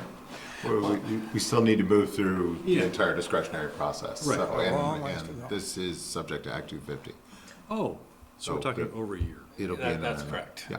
Correct. Very unlikely for any 2020 construction. All right. Pardon me? So I just, yeah, so if there are no other comments, thank you. The council will deliberate and issue a written decision within the next 45 days. Thank you very much. Thank you. Thanks a lot. Good enough. All righty, so now we can go back to item 11, the rec center.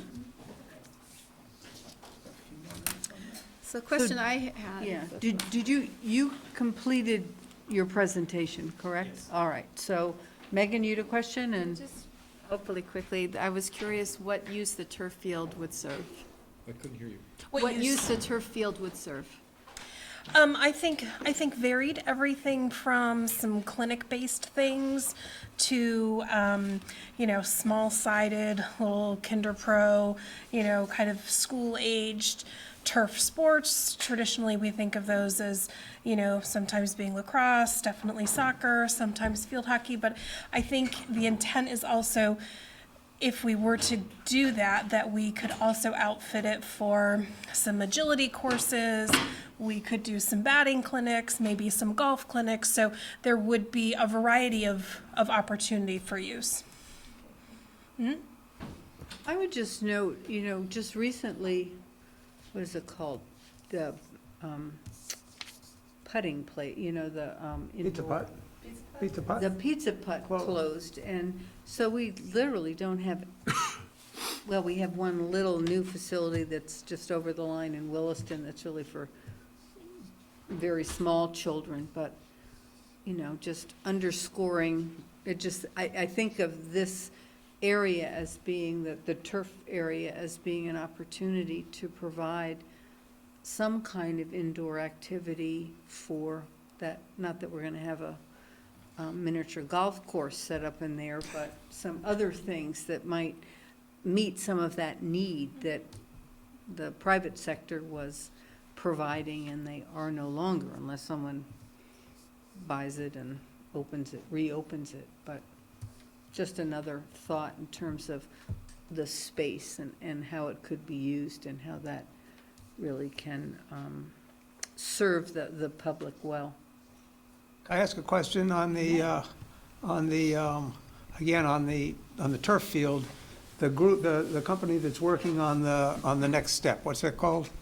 Ballard King. Yeah, Ballard King, whether that turf component is part of the project or not, does that have an effect on their work or not at all? It does have an effect on their work. We've been pretty clear that we're fluid in some models, so they were going to kind of price out each of the models a little separately. So if we only had 2 courts, if we had 3 courts, if we had a movement studio. So they know that we're fluid. I think it would be helpful sometime, as they're working on their numbers, if we had a solid vision of where we were going. But they're working with some fluid numbers. I think they'll have several layers of a presentation. So here would be the Yeah. So just to clarify, they're pricing it with the turf field and without the turf field, so you'll get a good sense of the operational numbers and how much they either add or differ between the two. And with that, with the turf component, who has the numbers as to what the FF&E might be for that? I don't know that we've, Yeah, so at this point, the FF&E is a straight percentage of the building. It Oh, okay, includes all fine. of the AV. FF&E stands for? Furniture, fixture, and equipment. Okay, just so everyone knows what all the lingo means, okay? and that number is, as Alana said, it's a percentage of the building, and right now it includes a lot of the owner direct contracted items like security and so forth. So it would be less, although maybe not exactly proportionally less, because there's certain things you just have in a building. Does this require an art installation? Art installation is not required. However, the zoning regs on expensive buildings are difficult to meet the landscaping requirements without art. So okay. that's sort of a TBD. To be determined. Sorry. Okay, it's all right. So I don't know what we need to do. It's my take on, I think the design is really nice. I mean, I think it's an excellent design. It basically it completes the vision we started with. It's not too far off from what we've been talking about in the recreation department. And then we've got the Recreation Foundation, which hasn't moved on much of anything because we wait to see what happens with this. But I think the design is excellent, and if I understand you correctly, we can go through this next step before we really have to start to make some decisions. Is that accurate? Right. The purpose of today really is the update and to give you kind of the completion of the architectural side of this effort, but there is still the facilities operation plan coming, and the opportunity to then take whatever guidance you develop out of this information and help package that up a little bit as a piece that you can say, here is the project that we want to move forward with. Can I just ask a question, remind me, because we had a number of people way back who came in and said, oh, this is exactly the kind of place we need for our business in order to have soccer tournaments or basketball tournaments, and those kinds of money-making opportunities that would help to offset the operating costs of this. Is 3 basketball courts the minimum, or I just don't know. Would 2 sort of lose that opportunity for people who may want to rent the facility for a tournament or whatever. I don't know where the cutoff is. I wouldn't say that there would be necessarily a cutoff. I can speak from our own recreation perspective that, right now we're trying to manage the start of a basketball season with 3 elementary school courts, and that's a challenge. So I think 3 courts would meet what is currently the need of our community. And I think having the flexibility of a non-wood surface for that 3rd court allows for 2 basketball courts to be used, and then either a 3rd overflow basketball court or a 3rd completely different surface to do other sports on. So that's related to what you've identified as Yep. current needs. I'd also say, from the building perspective, that there's a lot of infrastructure that goes into deciding to build, related to parking, related to connecting utilities, and so forth. So the feedback we got from BH+A, who do a lot of this, and our experience looking at the project was to go smaller on that piece of the building is not, you don't get a dollar back for a dollar spent, kind of. You end up with a per square foot more expensive remaining building. And you don't have, you still could have the track around the top. It would still be very functional, but it starts to get into that's right, I forgot very about many that, laps yeah. to the mile. It's going to be, I think, around 10 with the design we have. That would, be 15 or Round number? Round number, I was just gonna say, that's There's easy to just some count. 1, very, 2, there's, 3. and it is If you're it's a missing a frequent, digit. it's a frequently used size for those reasons. All right. Thank you. Good, all good. Comments from?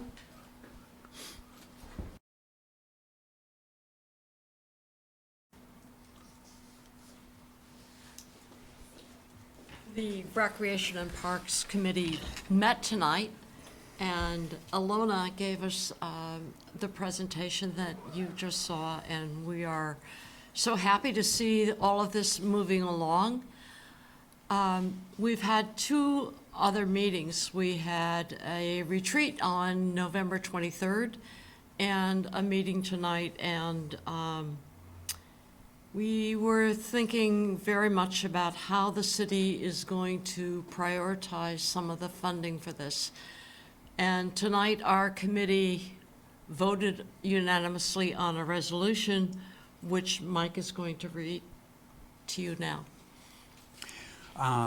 And that resolution is connected to the consideration that is being given by the council to supporting the placing on the March ballot, potentially a request for an additional 2 cents for open space acquisition and conservation. And as Jennifer just kind of mentioned, there's a limit to what some people in our community may be prepared to bear when it comes to initiatives that require increased taxes. And we were sort of asked to take a step back so that the schools could have the playing field to themselves. And we were left with the impression that we were in the queue and we would be next up if the community was approached for a tax increase for whatever the reason. So our committee discussed their concerns about this, and the following motion was approved unanimously. The South Burlington Rec and Park Committee wishes to state our strong opposition to the Pennies for Preservation initiative presented to the City Council on November 18th, 2019, ahead of a ballot item which would forward the proposed indoor recreation facility for the South Burlington community. A more complete statement from our committee will follow soon to elaborate a little bit more on our motivation for this motion. But this is submitted respectfully by our Vice Chair, Lauren Wedham. The 2 pennies that were proposed by the SOS? No, the land, South Burlington Land That- Trust. that- Land trust. That proposal. That proposal, Oh, okay. they're going on record as Opposing that. opposing Okay. that being ahead of them. Yeah, yeah. You're not Okay. necessarily opposed to that at some point in the future.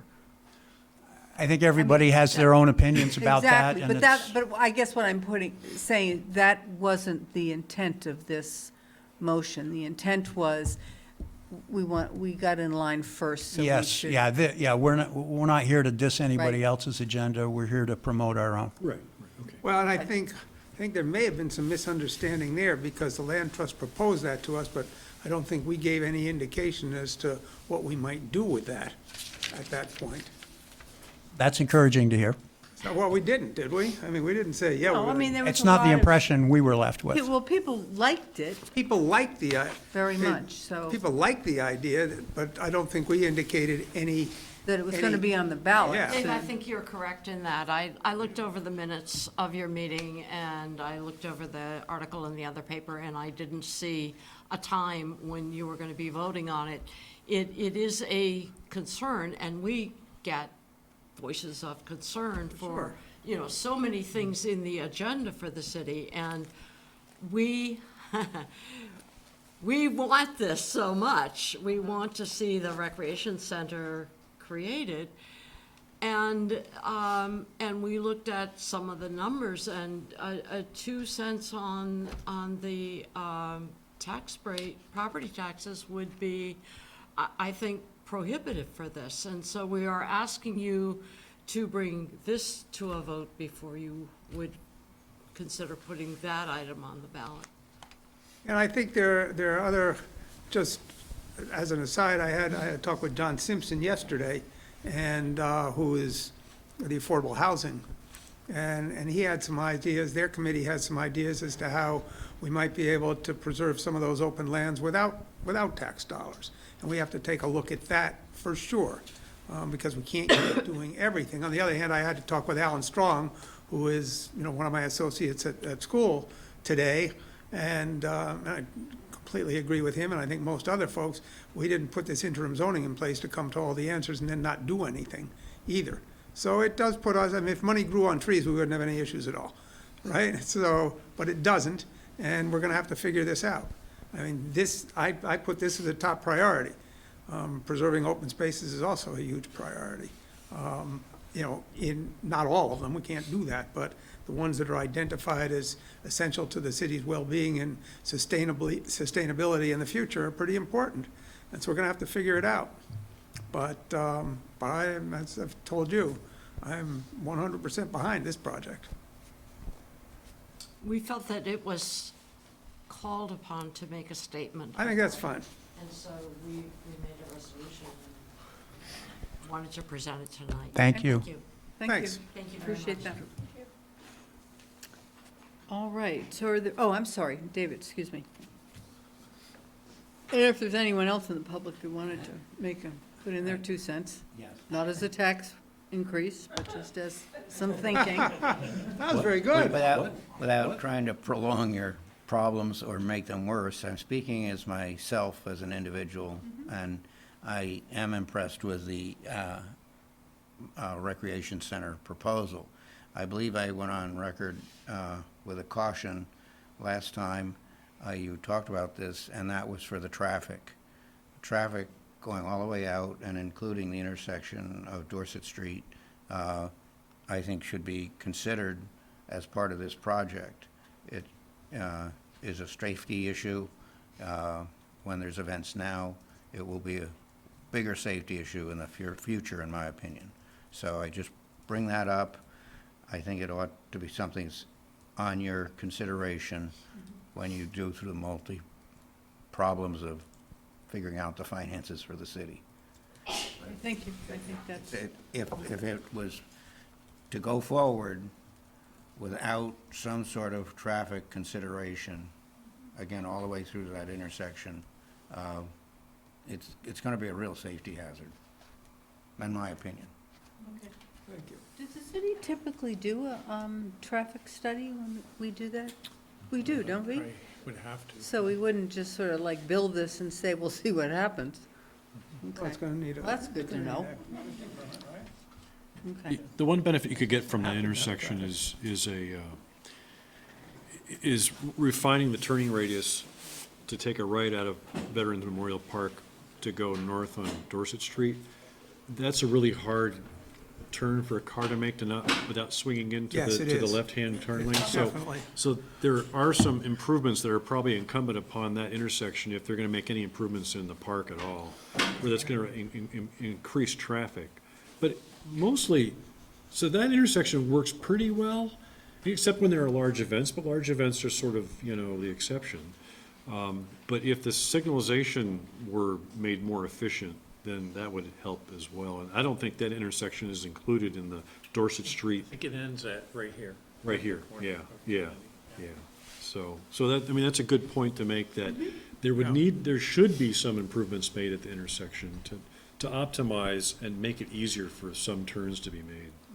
You're especially right on the first one you mentioned. Yeah. Well, it didn't used to be that way because the road hadn't been striped like that prior to a couple of years ago. Originally there wasn't a center turn, Exactly. it's just that intersection's being Exactly. widened and so, Right. yeah. So we can be confident that we'll get that information prior to, making any final decision. Alana Blanchard, for the record. There will be a traffic study included in this project. This project is also very likely to go through Act 250 review. Why? However, we would build it at a time that you're ready to start discussing a ballot item. We would ideally have a construction manager on the project to also look at the costs. We had a very good estimator, but it's always good to have a construction manager who knows they're gonna have to build it, also do the cost estimate. So that would be prior to a ballot, but before we did the traffic study. The traffic study is normally done as part of the permitting process, so that would come after the ballot vote, but we would include things like this.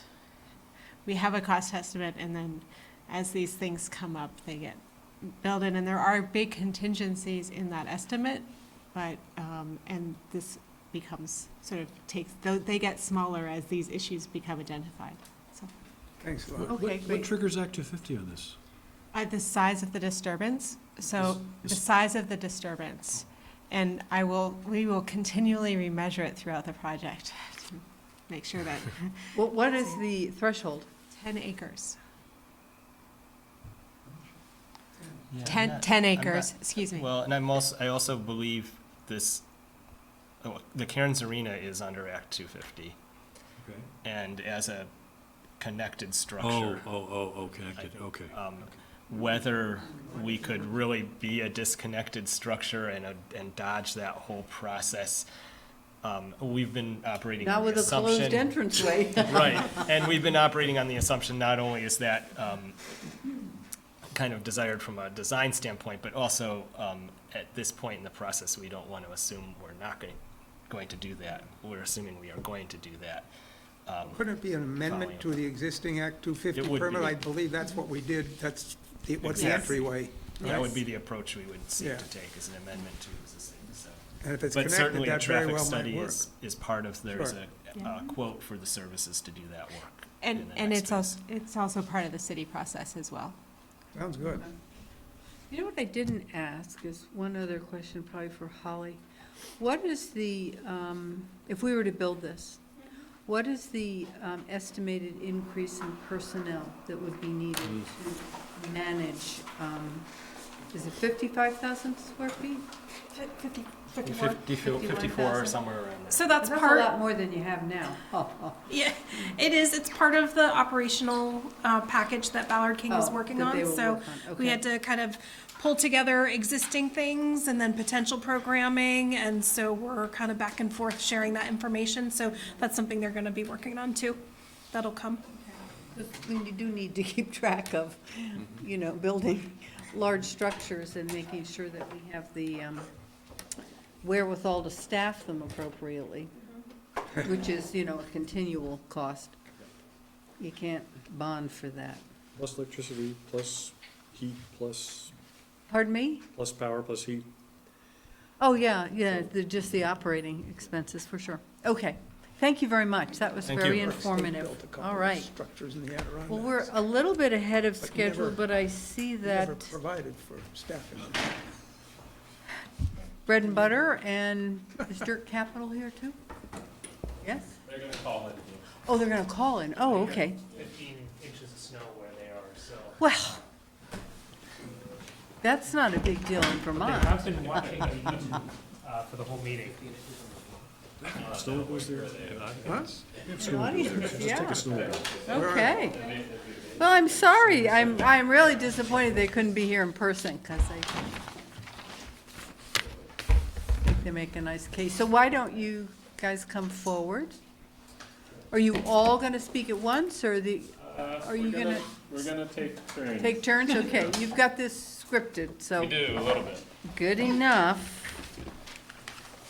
So we've given you a whole hour. You don't need to take the whole hour, Yeah, we're- but I know that this is a crew that asks a lot of questions, so I wanted to make sure we, Well, on that, I was gonna say, so we do have a little, we were told to put together like a half-hour presentation, so we Great. have something like that, but, with a half hour for questions, but I would say ask questions as we go. It's not, we don't need to contain it, presentation and questions, because okay. some of this is somewhat complex. I think understanding the conservation process and how it works as we go through would be better than waiting till after. Okay, great. All right, so Well, if thank you'll- you. Welcome, and thank you very much. I'm excited about this. All right, we're gonna be calling 2 folks in, so if you'll bear with me for just a minute. I actually have to call from this phone to this phone and then get everybody in, so, just give me 1 minute here. You don't. He understood what he said. Corey, can you read off the phone number that's on there?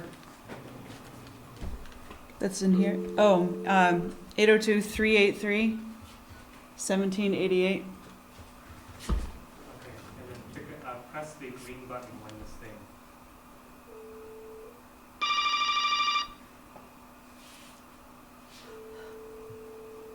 So pick that up. All right.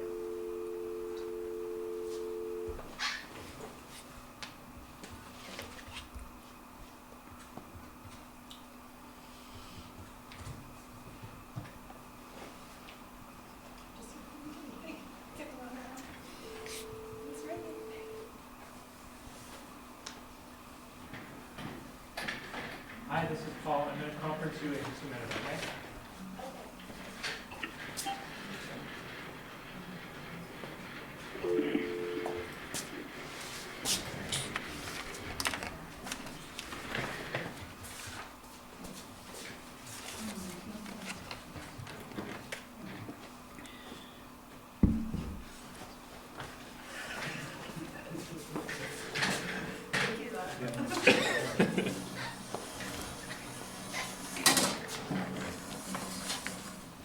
Hi, Jacob, you there? All right, I'm going to conference you in just a moment. All right, I think that I have everybody. Everybody should be there. Yep, thanks, Paul. I'm here. All right, Jacob, are you there? Jacob, are you there? I'm on, I'm just unmuting. Yeah. Do you want to come closer to us? Uh-oh. Words. Certainly. Charlie. I think we're all on wheels here. It's nice. Put this closer to me? Or is that to be some, there specifically? And even Helen may be here. She's the speaker. more This than- is to receive, so you Right. should be, closer to Helen. okay. But they'll hear through this, won't they? I don't know. We'll see. We'll move it if we need to. We can put the little, All right. Thanks, everybody, for the brief technological pause there. My name is Paul Conner. I'm the Director of Planning and Zoning. I was asked to give the brief introduction. Just a reminder to everybody, I'm going to do a quick round of introductions here. We have Benneth Phillips and Jacob Israelow on the phone from Dirt Capital. They are, and I'll say everybody's role in a minute. We have Brandon Bless, and Corey Pierce from the Bread and Butter Farm. We have Al Karnitz here from the Vermont Land Trust. All these partners worked together along with the City Council a little over a year ago on the partnership to acquire 3 parcels of the Eau Claire Farm, shown there in the bottom right of the screen. In different manners. The city was involved with Parcel B, which is on the northwest corner. The Vermont Land Trust was principally involved with Parcel A on the east side of the road, and all the partners, Dirt Capital was involved with B and C, as well as the folks from the Bread and Butter Farm. And of course, none of this would have been possible without working with the Eau Claire family that have been long-standing residents in our community and helped to bring this all to fruition.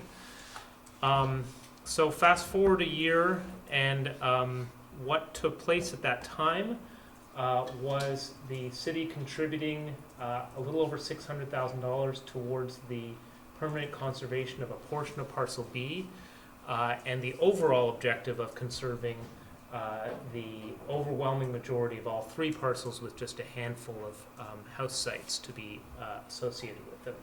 And so the folks here have been invited by the council to give a update on how things are going and where we've come in the last year. So that's my intro. All right, I'm gonna orient us a little bit on the map here, just to make sure we all know what we're talking about and why we're talking about this. Can you blow it up a little bit? Yeah. Actually, I have a blow-up map. Just a moment. Well, this is actually good. There's an even better one. Well, let's start here, and then we'll go to that next one that you had. So obviously you've got Lake Champlain here. You've got Shelburne Pond here, to give you a little bit of space and direction. Here's Cheese Factory Road. Here's Heinsberg Road. This is the Muddy Brook right here, and Paul referenced Parcel A, Parcel B, and Parcel C. We'll be using those names just so that we have an idea, because they are, while it is all one project, we are forced to conserve them as parcels. You'll see that Parcel A is already shaded green, which is this conserved color of green that's owned privately by landowners and farmers, and then this is UVM Nature Conservancy conserved land surrounding Shelburne Pond. So I just wanted to kind of zoom out from this perspective for a second to just pay attention to the watershed aspect of what this conservation land represents. So all of this is Muddy Brook. So do you guys know what Muddy Brook feeds into? It's the next part of the watershed cycle. Into the Winooski River, which then goes into Lake Champlain, right? This is a major waterway that cuts through how many different towns? 1, 2, 3, 4 different towns, right? Covers quite a lot of land area. And this is right where it starts, is right at the beginning here. So we're starting out with Shelburne Pond, all of this conserved land, the Ewing Farm, which we manage, the Bread and Butter Farm, of the Leduc Farm that's been conserved, and then all of the Eau Claire land right up here. Brandon, can you just point briefly to the Leduc properties, the Scott property, and the recent Ewing property that the city's been involved in conserving also? Correct. So we've got Scott property up here that you guys are familiar with, which is currently landlocked. Part of this project is to get access to that parcel, easier access than we've had before, which may be right through there.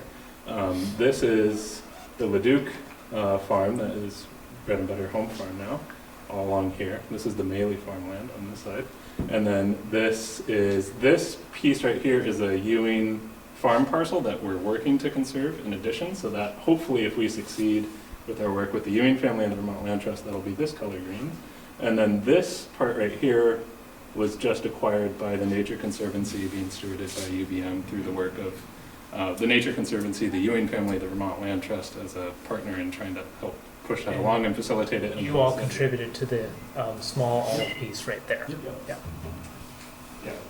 So the whole point of that was just to say, in a larger context, in a watershed context, this land represents 600 acres of conserved land in farming by Bread and Butter Farm, and then roughly 2,000 acres of contiguously conserved land, all in the Shelburne Pond and Muddy Brook watershed.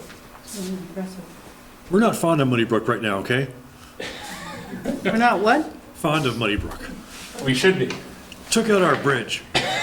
Or maybe our bridge wasn't very well built in the first place, maybe. Okay. But we love it. I'm up. So I just want to talk a minute about the more human context of this and importance of this project, and just to dial back a little bit. So 10 years ago is when we took on farming the Leduc farm, which is those two left-hand side green parcels above the Cheese Factory Road, and then that other green parcel below. And what this represents to me and to us is the farming families here in our town. So the Leducs and now the Auclairs, who both families have been farming on this land and other land in our community for so many generations. And we all know that so many of these family farms right around us are gone. And to us, having the privilege to come in and work to keep these lands open is hugely significant to us and our families, and to work with those two families to do this. And to our broader community, I think it's representing a huge, just such a huge hopeful sign in a state that there is so much going on around farming, and we're obviously losing so many dairy farms.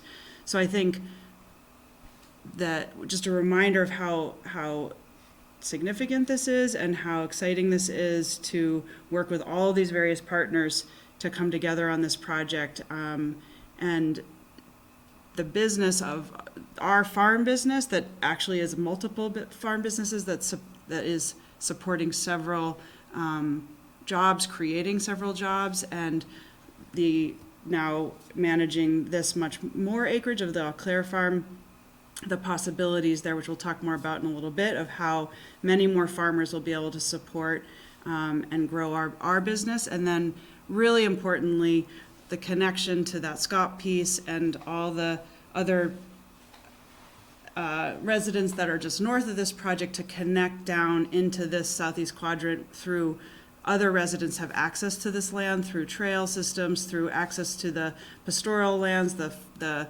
forest lands, the wetlands, through trails, through whatever else we come up with collaboratively together to bring access to our residents. I know for myself, someone who lives down here on Cheese Factory Road, we're, as a family, really excited about that possibility of kind of connecting up through the rest of the community of South Burlington, and the work with the Land Trust to be able to do this. It's super exciting for us. So we just want to bring that human side of it and how significant it is to us and to the broader South Burlington community. What products do you sell? What products do we sell? Yeah. Vegetables, beef, pork, eggs, and then we do a lot of educational programming for kids and adults through various schools, but then also UVM, a lot of research, so kind of a broad spectrum of things. And who buys your products? Excuse me? Who buys the products? Lots of South Burlington residents, lots of Shelburne residents. Yeah. Restaurants? Restaurants, some grocery stores, yeah. Yeah, and that's another part of this, is expanding our markets, which obviously, so it's hand in hand with being able to expand our offerings and grow our farmers as well, as a result of being able to grow the amount of products that we're making. Are any exported out of the country? No, God, no. Just out Not of state? even, no, not out of state either, no. We sell everything within, gosh, yeah, 8 miles, and most within 3. Mm-hmm. They have a little cafe too. That's true, yes. Maybe we should have brought photos of your store. Yeah. Anyway, I'm Al Carnetz, as Paul said. I'm with the Vermont Land Trust. And I don't know if, Benneth, you want to talk a little bit about Dirt Capital, as long as we have you on the line, about your role, because my role really is to try to bring all this conservation piece together and try to secure as much funding as we need. And first of all, just let me say thank you to the city of South Burlington, because without your support, we wouldn't be here today. It's been huge, and I'm pretty excited about where we're at this point. So I'm going to try to bring you up to date a little bit on each of those projects. But I thought to talk about the scope of the overall partnership here. You know, you alluded to it, Paul, and how this all came to be, because the Vermont Land Trust, if we just want to bring your attention to that, how the actual acquisition from the Eau Claire family, as I'm looking over my shoulder here at Jen, came to be, because they came to Bread and Butter wanting to sell all the parcels at the same time. And as much as we tried to persuade you differently, that was a bottom line, that if this project was going to work, that all those 3 parcels had to be sold at the same time. So it was a huge leap to try to bring, you know, the funding together, and this is probably a review for some of you. And that's why the city of Burlington, South Burlington money was really important. So what happened in the end at the closing was the Vermont Land Trust ended up buying parcel A. Today we own parcel A. And then parcels B and C were created, LLCs were created with your other partners, primarily Dirt Capital. I don't know, Benneth, if you want to speak to that, I assume you can hear us? I can, Al. Yeah, can you guys hear me? Yes, very well. Yeah, so Bennett Phelps with Dirt Capital here, and also have our director on the line. So we, along with Bread and Butter Farm, own jointly the other 2 parcels, B and C, in LLCs that were specifically created for purchasing those parcels. And over time, as the parcels are conserved, as Al can outline, we'll be transferring ownership of those parcels to Bread and Butter Farm. And the purpose in the meantime is to provide extra capital from Dirt Capital to be able to secure the parcels before conservation and to move toward conservation of the parcels. Any questions for Benneth while we're still on that, or Dirt Capital? Maybe we can come back to that if we need to. So let me try to bring you up to date then. I mean, that's basically where we were back in October of 2018. So we've made a lot of progress. If you can point to, I want to talk about parcel A right now. Or actually, do you have that other slide that has just parcel A on it, Paul? Yep. Okay, let me pull that one. Because it's shaded green. We have all the green shading because it represents conserved land. And we were planning it, in actuality, this is the conserved land map. We were hoping to close this in December. Let me just point to a few things on this map. So it's shaded green because we're almost there. We're like literally weeks away from conserving parcel A. And this is typical, you'll see this on the parcels B and C to a limited extent, but I just wanted to show you, first of all, this is all just parcel A. As I said, Vermont Land Trust bought it. We are actually conserving it with money from the Vermont Housing and Conservation Board, VHCB, who you're probably familiar with, also does affordable housing loans and development. So all the money for conserving this is coming through the Vermont Housing Conservation Board. And as a result of that, we did some extensive natural heritage data pieces on these water protection zones, or excuse me, wetland protection zones. There's also a riparian buffer, a 50-foot riparian buffer all along Muddy Brook. So that's a permanent restriction along there. We also found that we also kind of dug through archaeological data. And we found that there had been some sightings or some artifacts in this part of Muddy Brook, some prehistoric Native American artifacts. So we actually overlaid archaeological zones along there, and basically it means that there can't even be any agricultural structures on those specific zones within the property. And these water protection zones also mean that agriculture use is limited or needs to be fenced, so we want to try to keep livestock out of those areas. The other point I want to make is right up here. This is the piece that Heather Eau Claire kept out. I should ask you, or I should ask you, Jen. I think that's pretty much subdivided and done, or almost ready. My understanding is Heather was working with possibly, I might be wrong about that, but about, they had originally done the survey with, they had done done the survey with, TA. Yep. And then there was talk of needing to redo a survey, to add more specific stuff. Okay.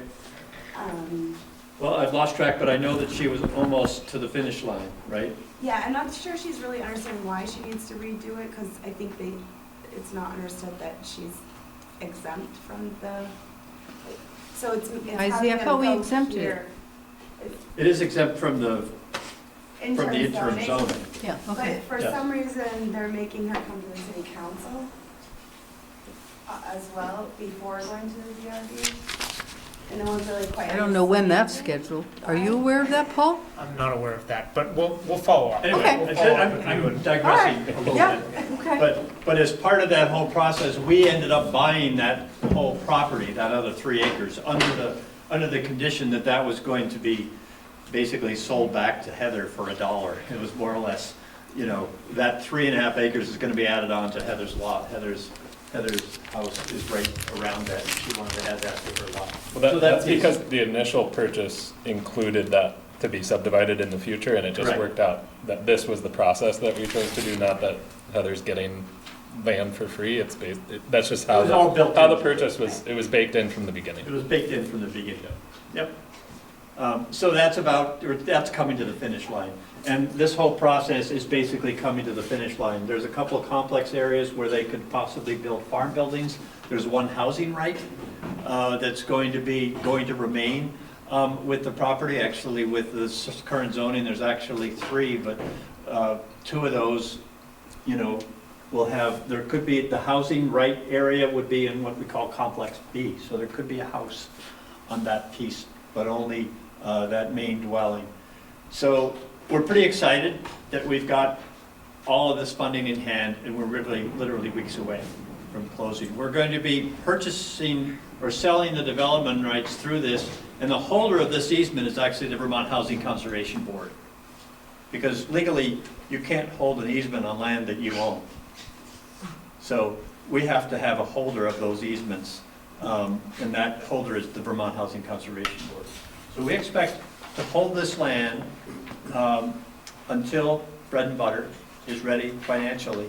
And it may be, we could talk about that, but it may be a couple of years, a year or 2 at least, before we're probably thinking of transferring it over to Bread and Butter. But they're renting it right now, so you have full use of this property in the interim. Just out of curiosity, the right of way that it shows on there? Yes. Go all the way, do you know? Oh, yeah, on our other map it does. It goes all the way through. Yeah, good point. That was, the right-of-way But the shown there was right-of-way for the is- farmstead complex, not your right-of-way. So your right-of-way is not actually Your, shown. your, at all. your right of way supersedes that. Yeah. Okay. That rides with the land, deeded with the land, not on the Right. conservation easement itself. Just Yep. checking. Yep. Yep. So the green spots where there are archaeological sites, you noted that no farm structures can be built, but can stuff grow on top of, can you use Yes, for you can grazing? farm it. and- You can You can farm it, you could plant The idea is corn you if you can't wanted like to. excavate in any way, so you can't bury things there, you can't put a foundation, they don't want disturbance to cultural resources sites because you don't know what's there, you don't know what a value Right, is no, there, and I you don't want to understand, destroy I that. just wanted to know. Yeah, if you but could. yeah, you can farm it, even tillage has been acceptable Yep. for those areas, so it doesn't restrict day-to-day farm practice. Thank you. So I just wanted to emphasize what Al said a minute ago, which is, like, we almost need a round of applause here because this parcel is gonna be conserved, done deal with the easement on it in a little over a year from purchase all the way through, from the start of this process to the end, which is that's like blindingly fast for a conservation process. So that's really remarkable, and that's really due to the Vermont Land Trust, you know, foot on the throttle, just pushing this as fast as they can with VHCB to make sure this happens. So part of what Al was saying with Vermont Land Trust being the interim holders of this, even post-conservation, and us not buying it yet, is this is like 2 to 3 years faster than we thought it would be. And so our projections were lined up to be working with transition in around 2022, not 2019 or 2020. So just to point that out, this is wonderful and remarkable, but also extremely fast. So to look at both aspects of that. I would hold the applause until the very end, you know, still. All right. Are there any past surveyed TDR conserved areas in that? Yes, parcel? and actually, I think I have, well, maybe I have a paper copy. But yes, and this is all factored into the appraisal when the initial appraisal was done. There's 2 areas of TDRs that are already sold off. They don't show on this map, but as the agreement with the city is that the city will relinquish your covenants on those TDRs and will be replaced by our conservation easement. So your stewardship responsibilities in some ways will be transferred to the Vermont Land Trust and the Vermont Housing Conservation Board. So our easements are actually more restrictive than what your TDR covenants are. So you're actually in some ways going to be benefiting by releasing those restrictions in favor of ours. But you said you also had new TDRs to sell? There are we can get into the TDR discussion, but there was quite a few, I don't know the number off the top of my head, but the remaining TDRs on this that weren't sold will be transferred to parcel B. Transferred to the owners of parcel B, not actually sent to parcel B. Okay. Yep, exactly. So the reason for that is the way that the assessed, appraised, and purchase values of each property were associated. Parcel B had a market value that was tied to all the TDRs on parcel A and C because parcel B has the highest development potential. So the idea was a developer would be highly interested in parcel B, but only if they had the TDRs to optimize development there. So it was sold as a package. So the way that we ended up doing the overall transaction is the owner of parcel B effectively owns the TDRs on parcel A and C minus those needed for, say, the one house site on parcel So A. for what example. complications does that imply if you pre-conserve land, but you want to sell the TDRs to another owner? I mean, the way the TDR is written, is there a conflict where if you pre-conserve land, but you want to sell the TDRs off that land, should you not conserve it until you actually survey for the TDRs and then put the other conservation easement on top of what would have been there The afterwards? Leduc farm may be as good of an example as any, where the bread and butter farm is now. You know, when the Leduc farm was, we were involved in that project, the Vermont Land Trust, we purchased that, and the Vermont Land Trust retained those TDRs on the Leduc farm, much like the owners of parcel B will retain those TDRs. But my point is, if you want to sell TDRs from that parcel to the west, if you go ahead and apply all your conservation easements and it includes the land that you were going to sell the TDRs from, does that somehow impact your ability to actually, create the TDR? You know what I mean? The city's regulations do not, don't create that conflict. Okay. So the TDRs exist on the land regardless until a TDR is used. Sort of separated. Through our zoning. Yeah, it's a separate, separate valuation of the property essentially. Because normally the land is not conserved, you sell the TDR after you do a survey, and then you apply, the easement in the land records to that parcel, that sub-parcel that you sold the TDRs from. Before it was sold, it had no easement on it whatsoever, no conservation easement. So I'm just curious that I wouldn't want a legal loop-de-loop to happen here, you know what I mean? So I'm asking that question, and I don't need an answer tonight. It's a valid question. No, and it's been contemplated for several thousands of dollars worth of legal fees through this process. So Lawyers would love to have this question. It's been mulled over, chewed over, and gone through. And so my understanding is effectively kind of like Paul said, these are 2 separate layers that don't supersede each other. So and that's because of the way that the TDR program exists and the way that VHCB and VLT's easements exist. They aren't conflicting. They're parallel and separate layers, right?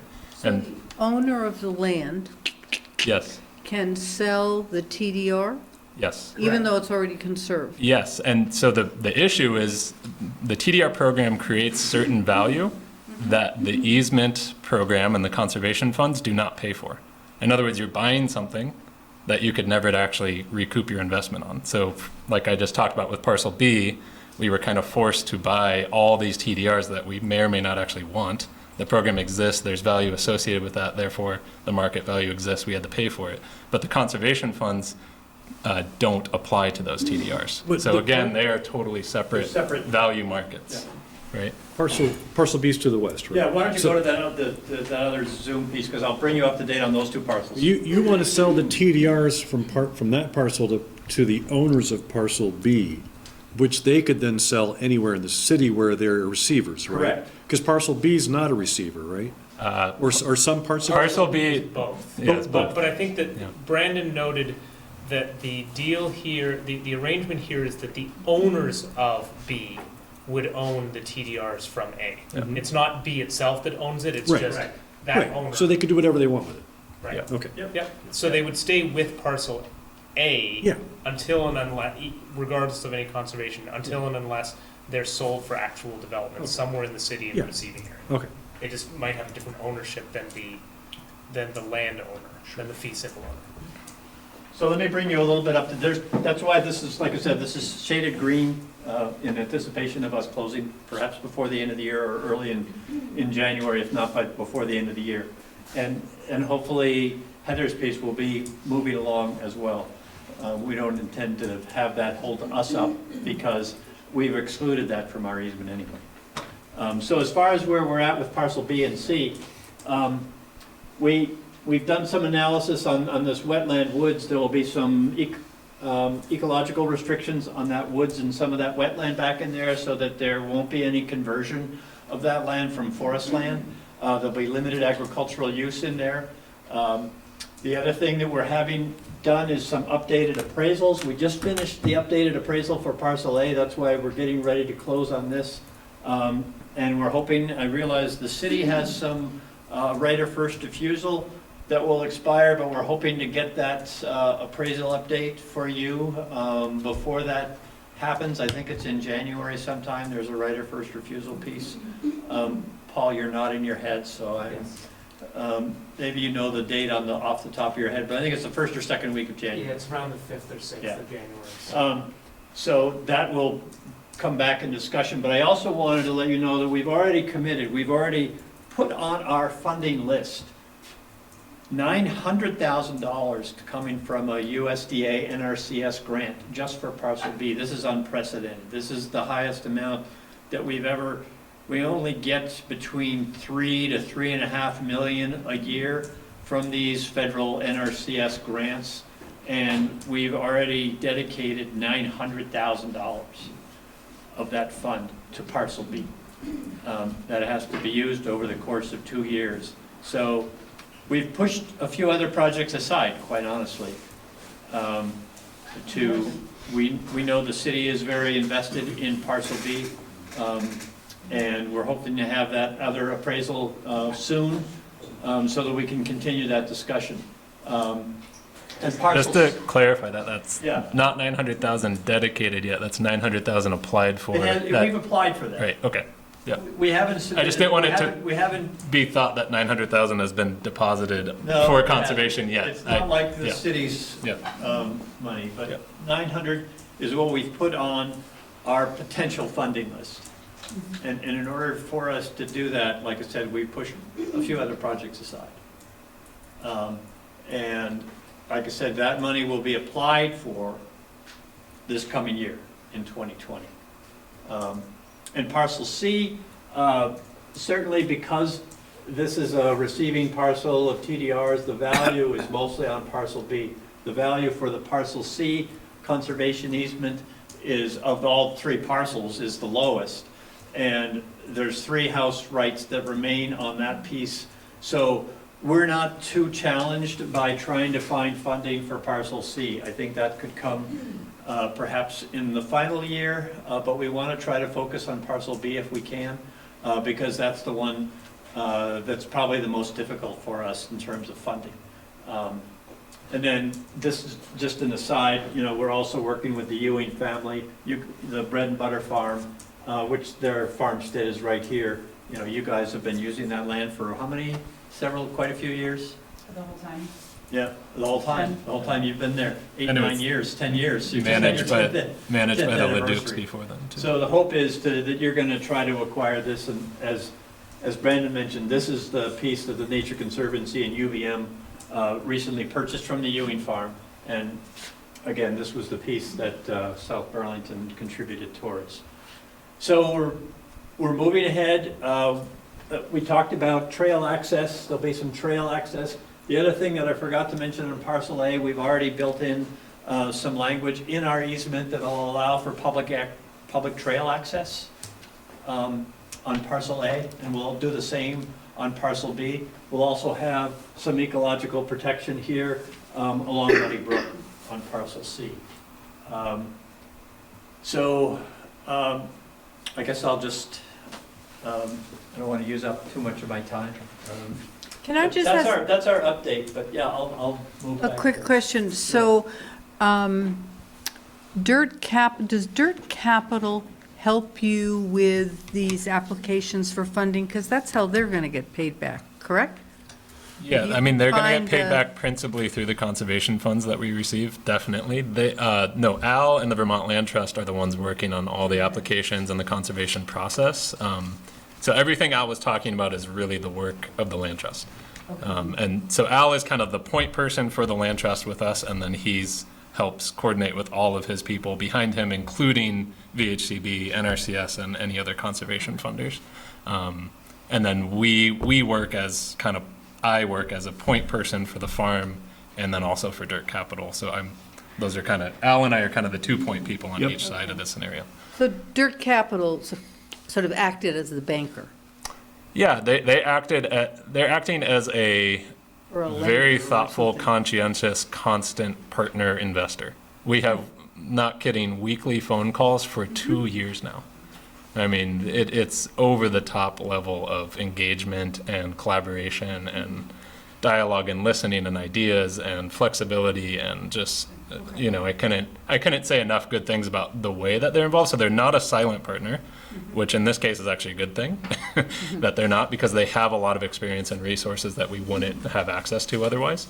But they don't have their fingers in the conservation pie, so to speak, right? They're not working both sides of this because that's not their role. They are a for-profit investment group. Right, so, they had a profit margin that there was a target they had. Yes, yes. And they were pretty much giving you a bridge loan, right? Well, right now, the way it's currently structured is they are co-investors in this project. So their money is literally on the line as much as anyone else's money at the moment. They have extended to us the option to convert this into a mortgage in the future should we need it and should they deem it a good investment on their part at that point. But at the moment, they have more skin in the game than anyone else in terms of dollar value. So how many home sites on parcel B do you think might be developed? So that's probably the single biggest question on parcel B. Corey's going to talk more about the need for affordable housing in the area and for our farm community specifically. I mean, we employ 5+ full-time equivalent people and over 30 annual employees. So there's a strong need for housing both for Corey and I, who are in, you know, sort of unknown housing scenarios, and then all the other farm families on the farm in our growing farm community. So that's a big part. So it has the opportunity to have up to a 9-unit affordable housing project, which we've looked into with the Champlain Housing Trust and is still on the table. It's not something that we're definitively saying we're going to go ahead with or not go ahead with. It's going to come down to this updated appraisal that Al has been mentioning and kind of how the conservation dollars figure out, and then what are the other housing options on the rest of the parcels that may or may not suit our needs for now. And the most challenging part of all of this for me personally is we are setting in stone things. We need to decide things 10, 20, 30, 40, 50, 100 years out, and we're setting them in stone today. And I think that's really challenging to do that. These easements are not easy to change, and so when you say, hey, we're only ever going to have 1 or 2 house sites or whatever we're limiting ourselves to, that's very challenging. How many families are we going to have in 10 years that need affordable housing, let alone 30 that I can't fathom, right? And so some of it is, like if I say 9 units, that doesn't mean we'll necessarily build 9 units in 2020. That means we might create the opportunity to build that 9th unit in 2030. But I want to point out that Cider Mill 2 touches that property, right? Yes. Yeah, and that's going to be huge. That's a 66 Huge unit development addition, with yeah. Power, gas, sewer, water, the whole thing. Yep. Mm-hmm. So, I mean, logically, if you were going to do some kind of development, it would want to be at the northern end if that worked for you and, you know. Yeah. That's the easy access to water and sewer, for sure. Where is Cider Mill 2? Well, do you the see where white all the spot. houses are? It's that white The white spot. section. That's Yeah. their And next. this would be cider mill 2 in here. That, Oh, it's Not processed here, that not red. here. Right in there. Okay. And I think I just want to emphasize that too. So a big partner in this in the conservation process is Vermont Housing Conservation Board, which is both conservation and affordable housing. And I just can't emphasize that enough, the housing piece of this, for us to grow. So we have Brandon and his wife and one-year-old child, my family with 2 kids. We have a husband and wife who just got married, who don't have any kids yet, who are local South Burlington and Heinsberg residents. We have a Winooski family who are currently living in Winooski because that's where they can afford coming to the farm every single day. Another family, long-term family, or single person who's been here long-term, who's young and could be here long-term. And that's just right now with where we are at now as a farm business. And that is the single limiting factor for us, is where we are all going to live and raise our families that is remotely affordable. So we're trying to figure that out as part of the project, and I think this is such an unprecedented project to be a model in the state to figure out, and I think is one of the reasons why Al and the Land Trust have been so interested, and Dirk Capitals, all these people have been so aware of that fact, because this is a huge problem for farms in the working landscape in our state, is the housing piece of this. And as farms are transitioning to the next generation or to a different family, this is a huge challenge for us in this state. And so this is like such an incredible potential model to keep our eyes on. And I don't know the answer to it, none of us do, but I think Brandon has done an incredible job with all of these people to help try and lay the foundation work and to groundwork, and to try to see the future that none of us can predict as best we can now, in order to create possibilities for both our farm people, but also then the community members around that. So I think that's a critical piece to this whole project. It's one part of it, for sure, but it's a critical one. So we wanted to spend a minute more talking about how South Burlington influences the conservation of this project from a city perspective. So you guys, as Al started out with, contributed $605,000 to this project already, and Al stated it very clearly and truly that we would not be sitting here right now without that contribution at the time that we received it. You guys worked incredibly expeditiously to make that happen at a time that was really critical. And so as we go forward, other things that are influencing both on the kind of the push and the pull side of things, interim zoning was a giant curveball for us. We did not anticipate that happening. We closed and interim zoning happened in the same month. And so what interim zoning does to us, and not interim zoning as much because we've been exempted from it, that was another good, thoughtful, I thought, decision on council's part, was to exempt this project from it because it was going to impact how we go through conservation. But coming out of interim zoning, the LDRs are going to change, zoning is going to change, and TDR program, all of those may or may not change coming out of interim zoning. We also don't know when interim zoning is going to end. So while we're exempt during the interim zoning phase, we have no guarantee of being exempt beyond that. So as those things change, a lot of what we're hearing is everything is going to be a little bit more conservation focused and more thoughtful about how development is done in the future, which is something we're obviously very supportive of, trying to conserve 375 acres in South Burlington. That said, if those conservation measures that are in these new rules suppress our appraised value, we now bought land at this market value and it gets updated appraised at this market value, and there's this giant or small or whatever gap between what we bought it at and the new appraised value, which means conservation funds are much more limited in supply because everything is based on appraisal. It's not based on what you actually paid for a property. It's based on what that property appraises at. Is that clear? Because I feel like that has gotten lost in the mix a little bit. Okay. So again, it's a push and pull kind of thing because we're very supportive of this stuff, but it's very important to point out that some of this can be challenging. So what we've done to try to work around that is talk with all the committees during interim zoning, talk with you guys, talk with anyone that will listen about these challenges.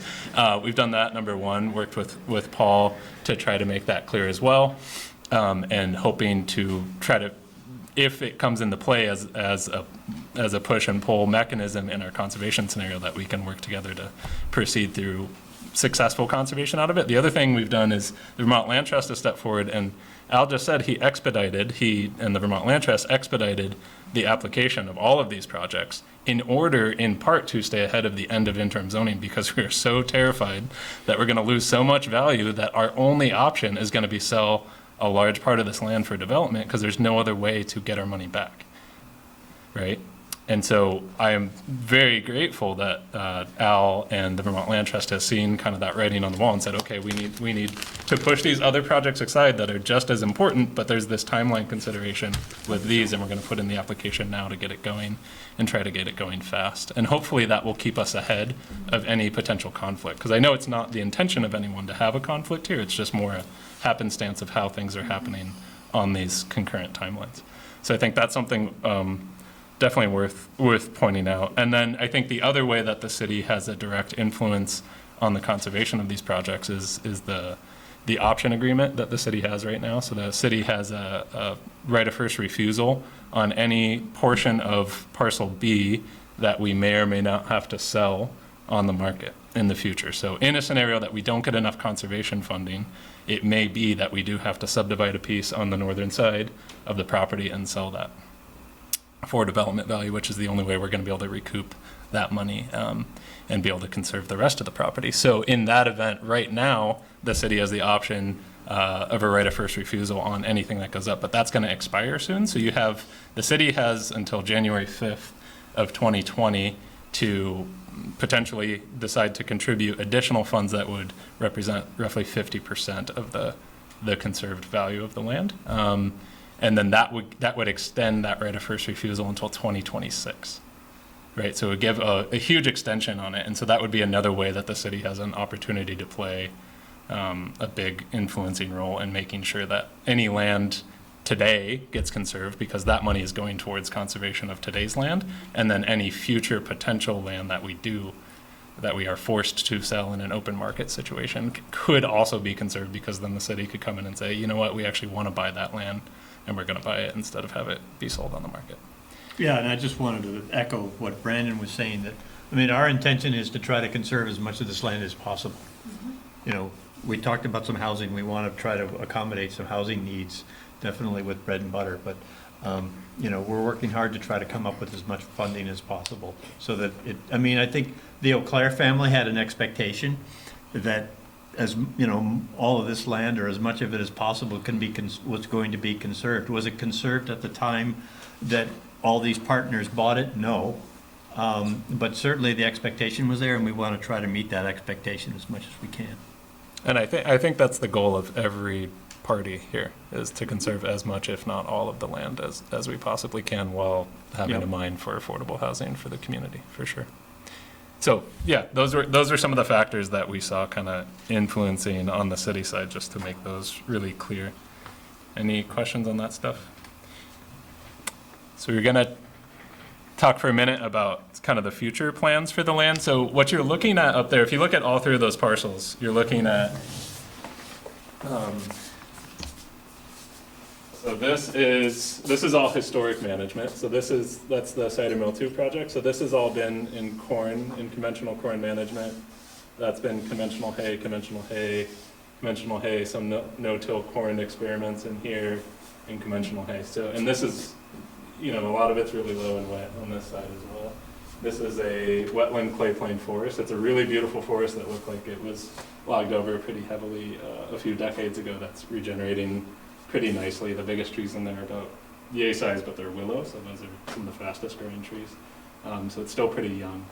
So that's kind of where we are today. What we see doing is, the biggest issue with these soils is they're all clay soils. So everything we manage over here is pretty much clay soil as well. We're very familiar with this Virgins clay and Covington silty clay soil types. We know how to manage it.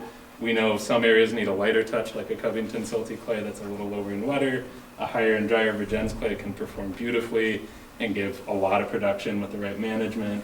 A stony loam, if you're lucky enough to find it, which we have like 6 acres of it, can be absolutely phenomenal, because we have these warm, wet summers and that soil just grows crazy. I mean, we're talking double production of the neighbor soils, right? To put this in perspective of the work we've done on the Leduc farm, bread and butter farm for the last 10 years, and this land right now, this land is, in terms of production value in the same year, same practices, has about 4 times the production as this land. That's incredible, right? That means for every 1 acre of production here, it takes 4 acres over here to get that same level of production. And the main reason is that a lot of this. And granted, that's beef production. You're raising beef cattle. Well, we graze beef cattle. We also do hay. Yeah. Yep.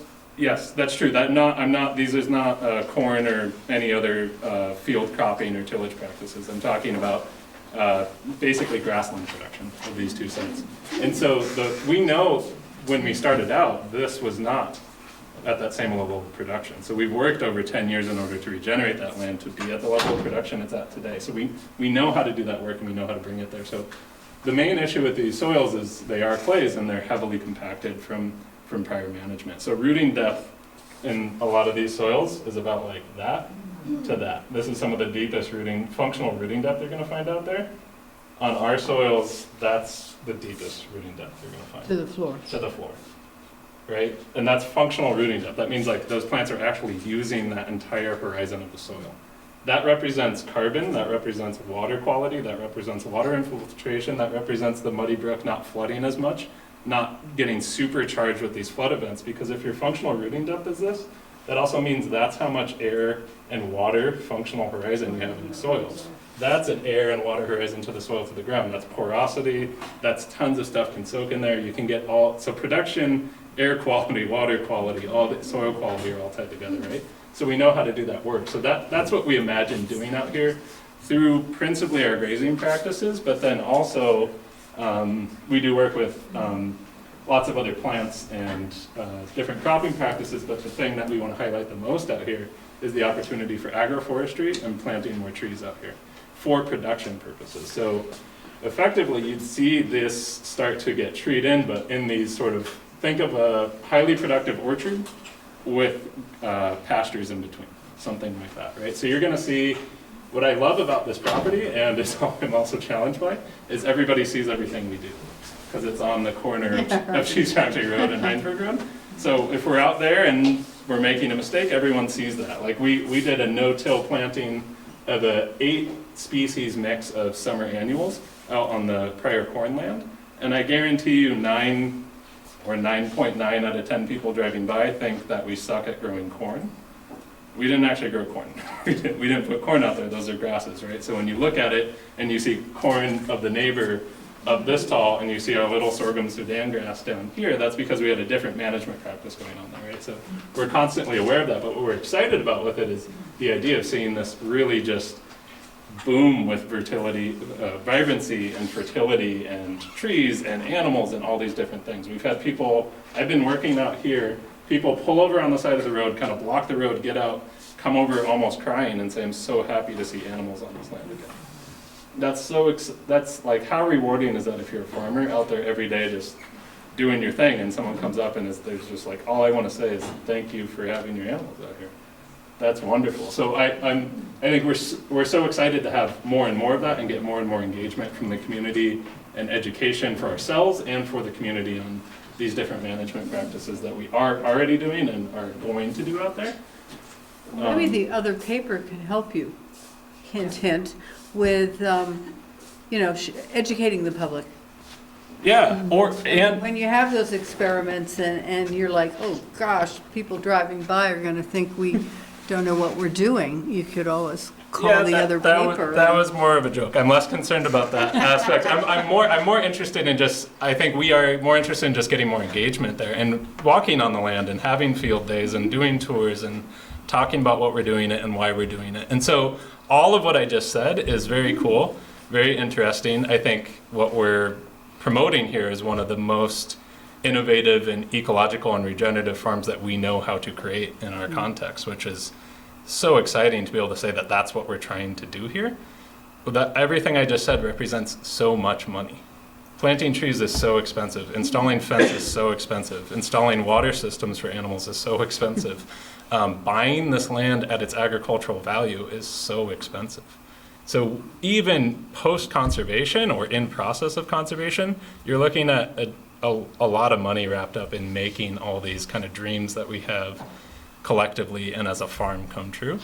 I personally, I'm not daunted by that. It's more of an awareness. So for as an example on Parcel B, in this last year alone, we've applied for over $150,000 in grants just for water and fencing systems, just to get this property online and ready for the management that we need to do for the next decades, right? So I'm more excited by those opportunities to say, how do we do that? And mind you, those are grants, those aren't loans. That's money to go directly to implement these projects as opposed to, bury us in a debt service long term. Which we haven't gotten, those grants, just to be clear. We've gotten some. We've gotten half. So that's still exciting. And so, using that to keep going. But that just gives you a perspective of how much money we need parcel by parcel to do these projects. And that's just to get them to the level of infrastructure to be able to do the production that we need to do there. And, the last point I want to make, and then I'm going to turn it over to Corey, is all of that is, I geek out on land management and land regeneration and habitat and wildlife and the water quality and Muddy Brook and what we're doing for the animals and their lives and what we're doing for the grasslands and the pollinators and all that stuff. That's what I get most excited about in my day-to-day of working on this particular land. But also that everything we're talking about is food. Everything we're talking about is habitat for people, for this community, for South Burlington residents, for Shelburne residents, for Heinsberg residents, for Williston residents, and for us too. We eat, Corey and I are fortunate that we eat, 80+% of our diet from the farm itself, which is pretty phenomenal. And we want to encourage more of our community to be able to do that by growing more food for our community so that we can offer that. Right now we can only offer so much because we're only so big. So this represents a great opportunity for the community to start to take part in fully engaging in the land base from a diet, lifestyle, food perspective. And that is land regeneration. So to wrap it back around, when you eat that food, when you eat our beef, when you come to our farm store, this is the work you're doing. You're doing this work because without that money, we can't do any of this, right? Without those day-to-day farm store sales, without that CSA program, none of this exists at all. So I love that it's all wrapped up. It's fully integrated. It's totally tightly woven into the community on that just, food perspective, day-to-day, what you put in your mouth. Yeah. I'd say that to just build on that, which is so exciting, why I'm doing what I do and what I'm really passionate about is all of that and building community around that, which Brandon alluded to, and we just see so much potential for what we've done as a farm in terms of building community through our burger nights, through bringing people to the farm for multiple ages of educational programming, from my husband Chris, who runs a music programming for families on our farm, and bringing people out to a farm that never step foot on farms otherwise, and then they start coming to the farm and ask questions about what we're doing and start getting some of the food as well, to the elementary age programs that we do, to the work that we do at UVM with our farmer training program to train new farmers for the future. That's what really gets me excited, and the potential for this, what we can do out here. We've already started research projects in collaboration with UVM and other universities to document the work that we're doing, and we hope to do a lot more of that because I think it's pretty exciting. Again, it sort of goes back with we were talking about before, of this being a really cool potential model for all of this land that is coming available in our state, to see what are we going to do with all this land. And we have right here in our community this living, breathing experiment with 10 years behind it of managing the Leduc farm to bring that momentum in.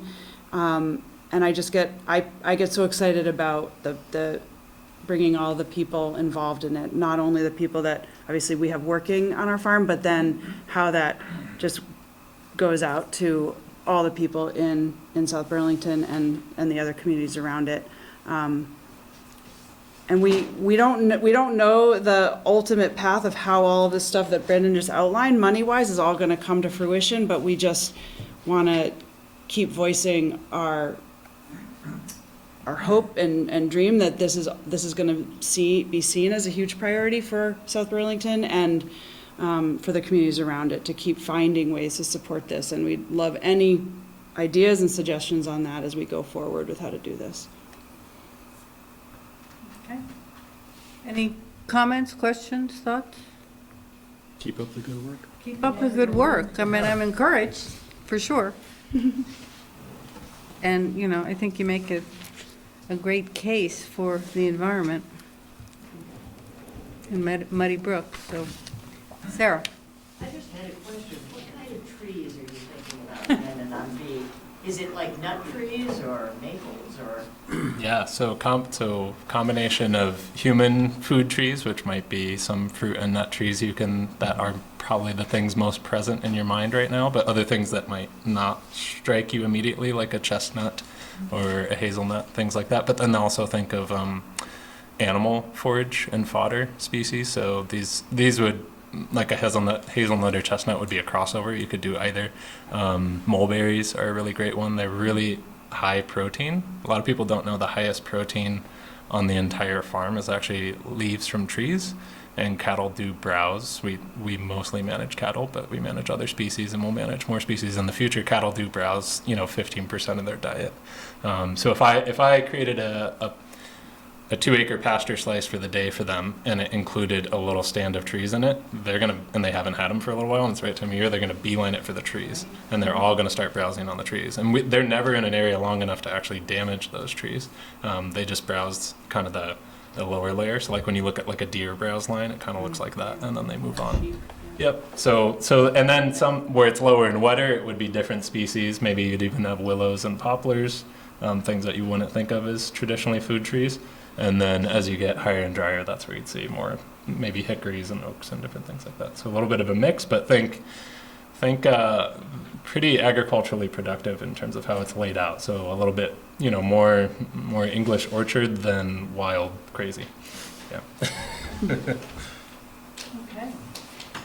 Well, thank you very much. Thank you. I appreciate the update. It's I just very wanted to pass- this is our, informational. Thank you. Summary of projects. Next year, there'll be the Eau Claire project. Let me, there. Jacob or Bennett, did you want to add anything before we close here? Still there? We're still here. Yeah, thank you for the time and having us on the agenda. We really appreciate it. Jacob, were you going to be in there? No, I was just going to say what you said. So yeah, thank you. Thank you, everyone. Sorry we couldn't be there in person, but it's I think probably now 70 inches of snow and still coming down. It's still snowing here, so we haven't been able to wrap up the storm and head out. Okay. Thanks. Well, thank you very much. Okay. Thank you both. Yep. Good night. Where are they located, Paul? They are in the Saratoga area, is that right? Jacob is in the Hudson Valley near Chatham, New York, and Bennett is down in Massachusetts. So they're both in, yeah, would have been a struggle to Yeah, for sure. Okay. I'm going to just have a 5-minute break so Sue can stretch her fingers, and then we'll move on to the CCTV presentation.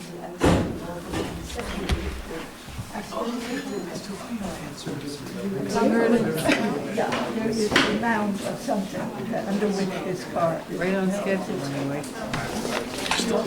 A little bit of ahead. And we get to it. That's true, we are ahead. Oh, good, thank you.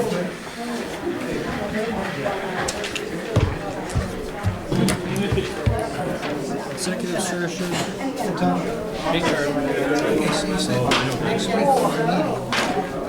I figured you'd show up sooner or later. About both these, city government. Nothing like doing all our work in the late evening, right? God. No, it's at 6:30. This one's at 7.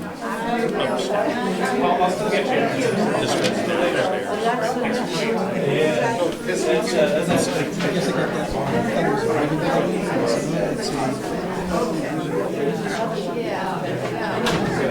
Was there something else on January 13th? Someone here mentioned tonight. January 13 is a Monday. That is a ribbon cutting for the Champlain Housing Trust new building on the Market Street. I don't know what time that's at. I don't think she said. That's got nothing to do with us. Yeah, I know. Yeah, but but I might do that anyway. Yeah. Okay, so that's it. I'll bet it'll But be also on Jan 13, you got a city council meeting? special council meeting on the budget. What day is that, January 13th? Yep, Monday. And that's at 6:30 p.m. First day of the second semester. Wonderful.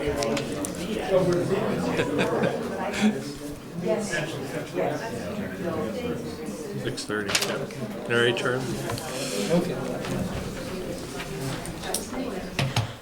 Yeah, this one must be winding down, Dave, huh? A few more weeks. This week, this is it. This is it. End of the semester's this week. And the exams and everything? Next week. Okay. Last day of classes is Friday. Wow. I know, it goes fast. My next semester starts early, because I have a class that starts a week early. I've got under 5 weeks. Wow. I'm into second semester already. Yeah. I got a lot of work to do in the next 5 weeks. No dust under your feet, for sure. Geez, not at the moment, that's for darn sure. What's the class you're teaching that's starting Okay, there was also a meeting. Ski area management. We spend the weekend going back and forth to Stowe every day. That's a regular meeting. And their management team delivers most of the class. It's like a 1-week lab, and then we start on campus on the regular schedule. Yeah, been doing it for that one we've been doing with Stowe for 20 years.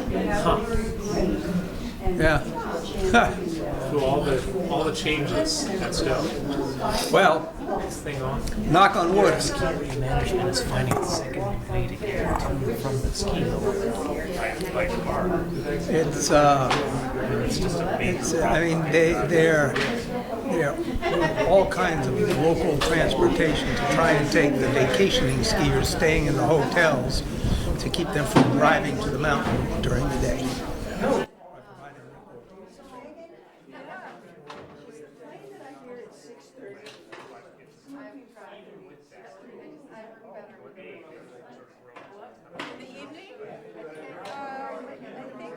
During the evenings, I think so. I think so. Right. There's 6 or 8. Yeah, I think.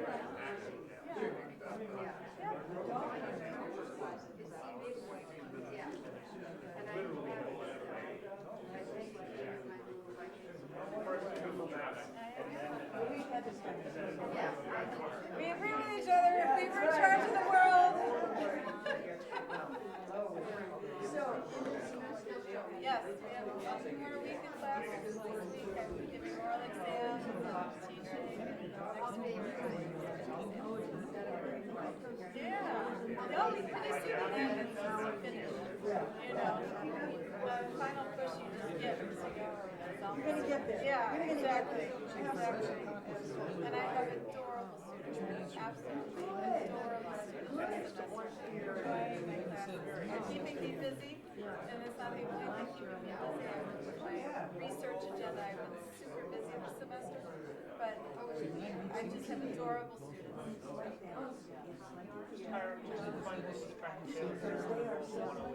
Right, right. I mean, I've been fighting illness most of the semester, so it's not been easy. Yeah, it's been really heavy, but I loved that.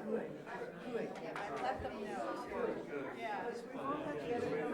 Yes, we have. But they have buoyed me. Very challenging months. Yeah, I let them know. Don't move. Yeah, you're off to California.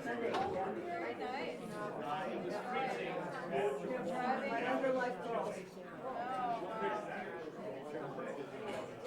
Yeah, we'll see you in the spring.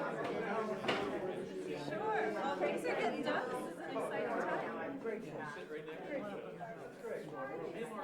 I know. It was warm in here in Tosie just till 10 minutes ago or something. You guys, is this the orientation? How are you? Good to see you too. Yeah. Oh, my goodness. Oh, yours too. I know, they're all.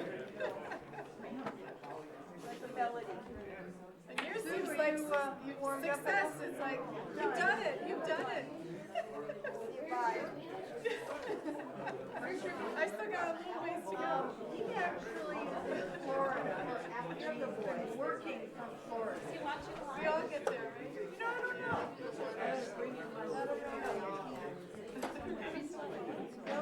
Hi, Charlie. Are you just still rolling? Oh, let's just keep going. But you don't have to start. Yeah, but you don't have to sign it, so we're on break. We're not done. Permanently ready. Yeah. That meeting next week is actually being recorded. So December 11th, there's a special city council meeting. Yeah, yep. So they want Yep. Yeah, I think Dan had that figured out, yeah. Apparently Tom sent me an email and he has the stomach flu, so we just. Hey, Tim. You don't want to give it to us, so thank you. Yeah, thank you, that's good. Do you have that motion that you read? That motion you read?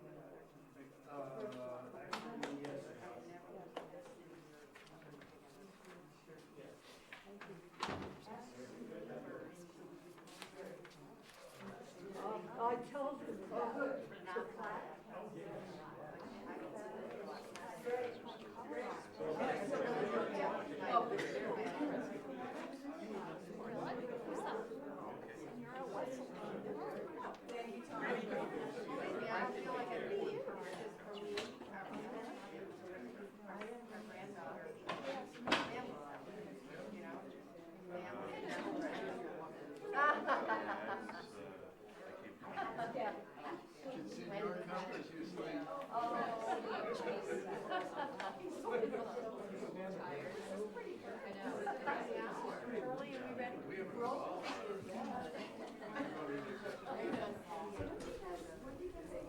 Okay, I would like to call back to order the South Burlington City Council meeting of Monday, December 2nd, 2019. And we will continue on the agenda with item 13, which is the CCTV annual presentation. And we have Megan O'Rourke and That girl. Lauren Glenn. Yeah, Lauren Glenn. Jeepers. Okay. It's late. It's not that late, but yes, I'm sorry. Here to make the presentation. It's fine. Good evening. I'm Lauren Glenn Davidian. I'm the Executive Director of CCTV, Center for Media and Democracy, and we have the benefit of managing the town meeting television contract. Megan O'Rourke is the Director of Town Meeting TV, also known as Channel 17, but soon to not be known as Channel 17, which we will touch on briefly. So we're here to give you our annual report, any things that have changed, to talk to you about our funding requests since it's your budget thinking about period, and to answer any questions or receive any feedback that you have. We're always keen to hear it. So do you want to just start with any questions that you might have, and then I'll hand it over to Megan to give a brief update. Okay. Are there any questions? Right off the bat. There were a lot of funding issues concerning Comcast and reduced subscribers to cable TV. Yep. This is getting worse, isn't it? Yep, and we certainly can talk about Okay. that. All right. Yeah, let's touch on that was the before we wrap. biggest issue I think you talked about. Exactly, great. And Megan, do you want to give an overview of the service we have provided? Yeah, so hi, I'm Megan O'Rourke, and I'm Channel Director at what we continue to call Channel 17 Town Meeting Television. So as you know, we cover about 5 meetings a month for the city of South Burlington. That's the direct municipal service.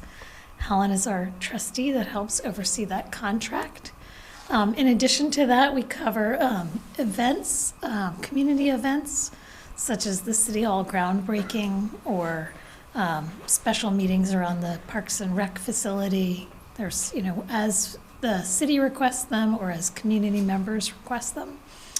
We've been covering the EEEE programming, which is put on by community members in South Burlington. It's not specific South Burlington content, but it is from the community members here and important to the community members. And I just quickly looked at the last meeting view on YouTube where we do live streaming of these community meetings and the DRB meetings. You have a playlist, a City of South Burlington playlist that has some 100 and something meetings on it. And 30 people viewed it the last meeting in November. So I think that's really an interesting question of who's watching those meetings and what they're getting out of them. Just sitting here, I'm going, oh, I want to excerpt that little talk on soils because it's so fascinating, the little snippets that you get. And I do want to commend you for having the most photogenic city council. Gee, thanks. I mean, all of you, but also the setting. Every time this meeting comes on, it's She so says like. that to every city council. All right. So we are You're buttering us up, Megan. Yeah. No, but we're going to work with, and I'm blanking on her last name, Ilana Blanchard. Ilana Blanchard, in the new design of the city center, because you're going to have a new meeting room, and we're looking forward to continuing to work in that space as we have, this hybrid of providing the microphones that go into your sound system. We're going to work together to shore that all up. Right. And continue to make that more accessible. Audiogenic. Yeah. Audiogenic. Audiogenic. Yeah. Very nice. So that's the little update, and maybe you want to talk about that. Sure, I'll talk about the funding and then I'll segue into the funding request for this year. So as we discussed, there is a cord cutting happening in the cable industry, and there are also some other trends that have affected the revenue for Channel 17 town meeting television. And so part of the way that we're offsetting it is by going to the municipalities to ask you to support what we're doing. The equivalent of what we value of what we provide in terms of meeting coverage is about $43,000 a year. And that's just the meeting coverage, not the channel management per se. And currently the city of South Burlington provides $20,000 towards that. And we were very fortunate to receive a significant increase last year, and so the trustees would like us to request annual smaller increases. So we're requesting additional 5%, which would make 5% of $20,000 is a $1,000 increase for this year. This is happening all around the state. Access centers, there are 25 community media centers who are garnering support from municipalities who have been very generous, which is a great thing. We also, the legislature approved a PEG, Public Educational Government Access Study Committee, which we did this summer. There was a legislative study committee. I was on it on behalf of the state access centers, and the outcome was an additional study, because we found some really interesting models across the country of how states and municipalities are garnering revenue from broadband, which the hands of states and cities are pretty tightly tied by the federal government on being able to accrue revenue from broadband for public purposes, but there are some promising examples. So the study committee is asking for some money to continue to study it. So we're moving the ball down the field, but we're hoping that the legislature, we can begin to formulate a proposal for the legislature to consider in the next year or two. That's an alternative funding to cable revenue. So when you have some time and the meeting's not so late, we're happy to come back and talk more about the policy parts, because I think the municipalities have a role to play. But right now, we're just wanted to give you the update, answer any questions. We also just had a request from Dave Crawford to expand your coverage to include planning commission meetings, not only DRB, but planning commission meetings. And I don't know if that's something you've thought about, but certainly anytime you want additional meeting coverage, we are available to do that for you. So that's the short story on the funding. And any follow-up question on the advocacy part? Oh, this is very important.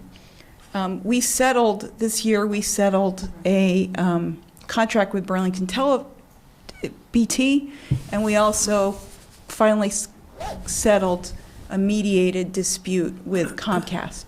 And part of that dispute was about the electronic program guide and our inability to access the electronic program guide and put more information on the guide so that it could be manipulated like a commercial channel with a remote, with audio calling. I think you may know this, but Channel 17 is shared with Richmond and Colchester. So if we were to put South Burlington City Council on the listing on the program guide, it would show up in Richmond also. So Comcast had said it would cost them $3 million to solve the problem. The state of Vermont said, you have to solve the problem. Comcast said, we're not going to spend $3 million, went to court, and we settled. And essentially we settled by agreeing to move the access channels into a PEG access neighborhood in the thousands. So we'll all have our own channels, but it won't be 17, it'll be 1080 something. And it will have listings, complete listings of the program, so people will be able to manipulate the channels, and people who have basic cable will have access to this neighborhood. So Megan has been working on rebranding and repositioning what has been known by everyone as Channel 17, and still will be on BT Channel 17, but will be moving.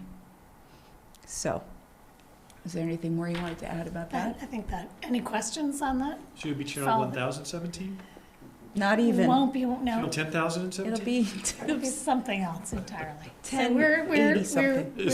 Oh, how times 1080, change. I didn't know it went up that high. Oh, you don't know where it stops.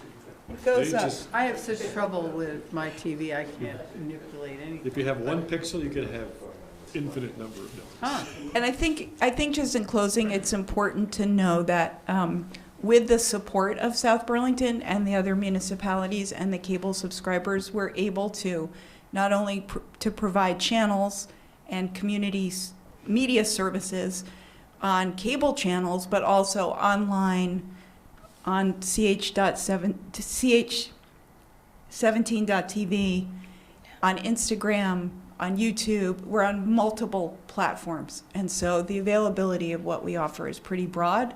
And of course, the work we have to do is to remind people all the places they can find us. Wait, there's just, I mean, I don't want to keep you here, I keep you here like just talking about this, but this is a governance issue, right? I mean, recording government should be integral to the whole governance structure, right? And any infrastructure regarding wireless or wired communications should have, you know, inside of it, this segment that says this is dedicated to promoting that whole process, right? So, and I don't know who owns that infrastructure, right? But it's like VLCT should be in bed with you for promoting good governance in whatever entity, whatever state, local, whatever it is, you know? I mean, yes. And like, you should be able to download an app on a phone if you're in the Natural Resources Committee and put it on a tripod and just face it at the meeting, and that's your recording, and it goes to your server, or it goes to some server, I don't care where it goes, as long as it's, you know, accessible by the public. Might not be audible, though. I mean, Well, that's the yeah, thing. whatever, but Which it's is- like, yeah, you know, which is important, this is getting, it should be getting easier and easier, not harder and harder. Well, but Because you the- need qualified people who know how to record a meeting and Well, make no, sure but for that the it's smaller intelligible. committees, you to don't the need this public. camera for a small committee meeting. We have the technology. You can make a whole movie on an iPhone if you want, you know? I mean, But know you what I'm still trying need to some say? know-how. You don't I'm want me not- recording a meeting. I'm just saying the in other technology words. is Well, we there. won't ask. The impetus of what you're saying is absolutely important. Over the last 25 years, organizations like CCTV and community access in general have helped to prove that this is a method of opening the doors to democracy, right? So we just had a great meeting of folks from Latin America who came in and visited us at the station. And one of the questions they asked is, how do you keep track of, how do you keep checks and balances on government? What's your role in that? And I said, well, our role is that we record these meetings, we archive them, and we, you know, part of the contract that we have is to maintain triplicates of those archives, and they're considered to us part of the sunshine laws and the open meeting process. So what you're saying is absolutely right. And also microphones and the work that Charlie does is absolutely essential to making that useful. And I think you're also speaking of the public policy goal of, if this is a kind of utility, a civic utility, and how do we build in that social benefit? Right. And the question that really is before policymakers nationally and state level is that cable has public benefit requirements, phone has public benefit requirements, universal service, PEG access, but broadband has no public benefits. And so it has been considered to be off limits because of Congress's Internet Tax Freedom Act and recent FCC rulings. But that doesn't mean there aren't some really interesting examples and that those FCC rulings aren't under appeal. So a big part of what we do also, in addition to carrying out the work of the channel, is to pry the door open so that we can continue to use, gain public benefit from commercial use of what is essentially public property, right? So, and Karen Horn from League of Cities and Towns was on the PEG study committee, so we've been at the table together on this question. So thank you. Well said. So I'm curious, you noted that in one of our meetings in November, 30 people were watching real time?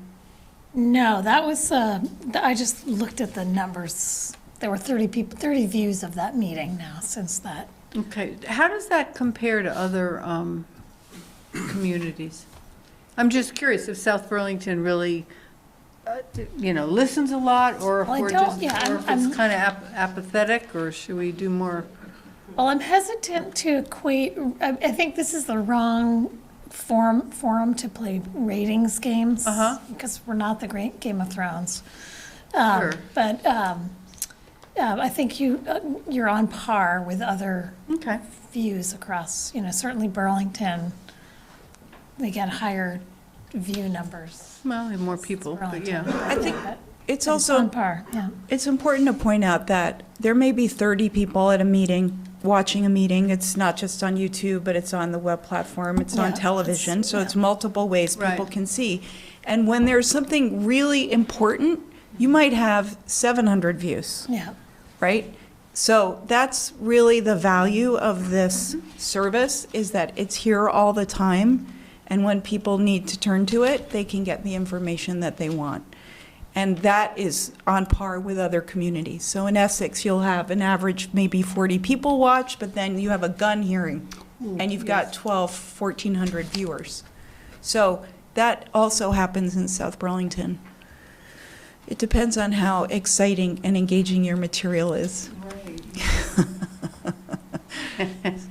Okay. All right. Good. Thank you so much, and we hope you can come to our holiday party on the 12th of December. You're invited. Thank you. Thank you. Is it? Yes, it Yeah. is.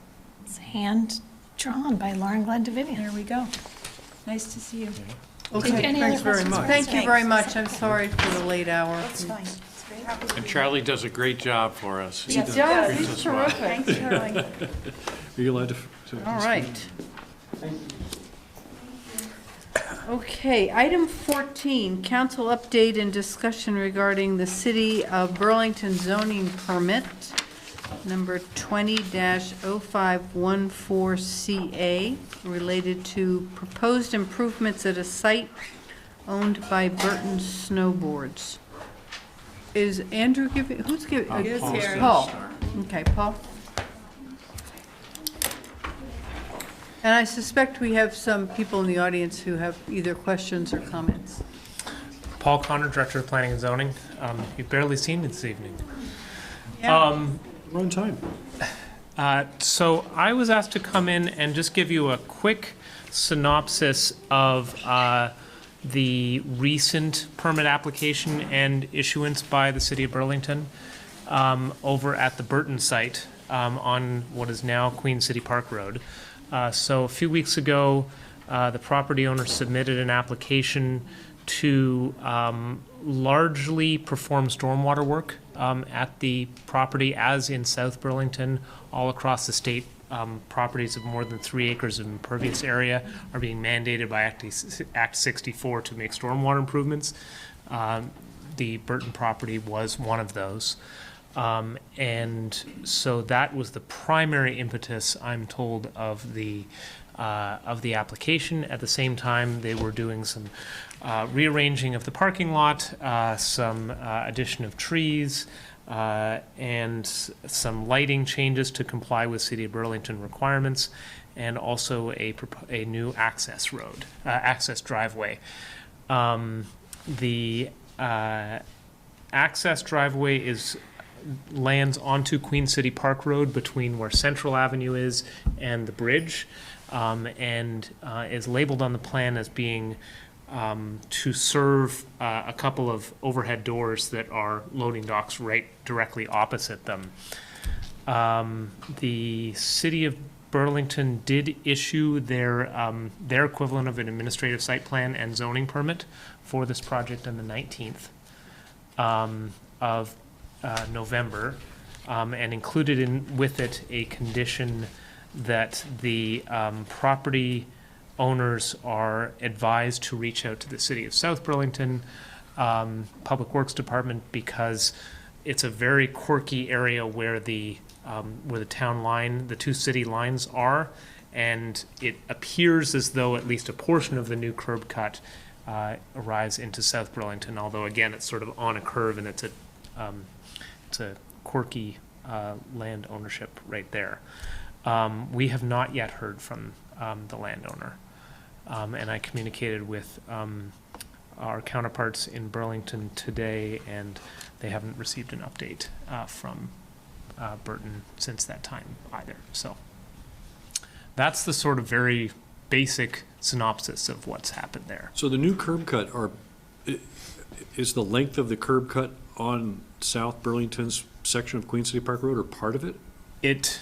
The way that Burlington described in their permit is that it appears to be, and in looking at the GIS mapping, it is either very close to being on South Burlington property, or not South Burlington, City of South Burlington, or a portion of it is. Right there, Queen City Park Road is split between being Burlington and South Burlington, and it sort of takes an arc where we have most of the Central Avenue, Queen City Park intersection, and then by the time you get to the bridge, it's largely in Burlington. So it's taking an arcing turn right there. So if it were all South Burlington's section of Queen City Park Road, would they be allowed to have a new curb cut? They would need to, anytime that somebody is accessing the right-of-way, they would need to get a right-of-way permit from the Department of Public Works. So that's whether somebody's adding a driveway, or somebody's doing a road opening for a utility project. All those things would need South Burlington. They haven't done that. They have not reached out yet. Even if it was just one corner of the curb cut, they would still have to do that, right? Correct. Okay. Yeah, because that would be the City of South Burlington's right of way, if that's in fact the case, which it appears to be, but again, it's a little bit. So do they have a timeline for that? That's a requirement by the permit? Like by such and such, you need to have all this stuff? Typically, I would have to look into the details of the permit, but typically there's a starting period by a project has to get started within a certain period of time, and then has to be concluded within a certain period of time in Burlington. So for us, it has to get started within a year. It may be shorter than that in Burlington, and then I believe Burlington has a concluding period of time, which I think I saw is something in around 3 years, but I can verify that for you. Okay. Megan? Yeah, what kind of protections do we have? Let's say that they do not contact us, and they commence. What can we do?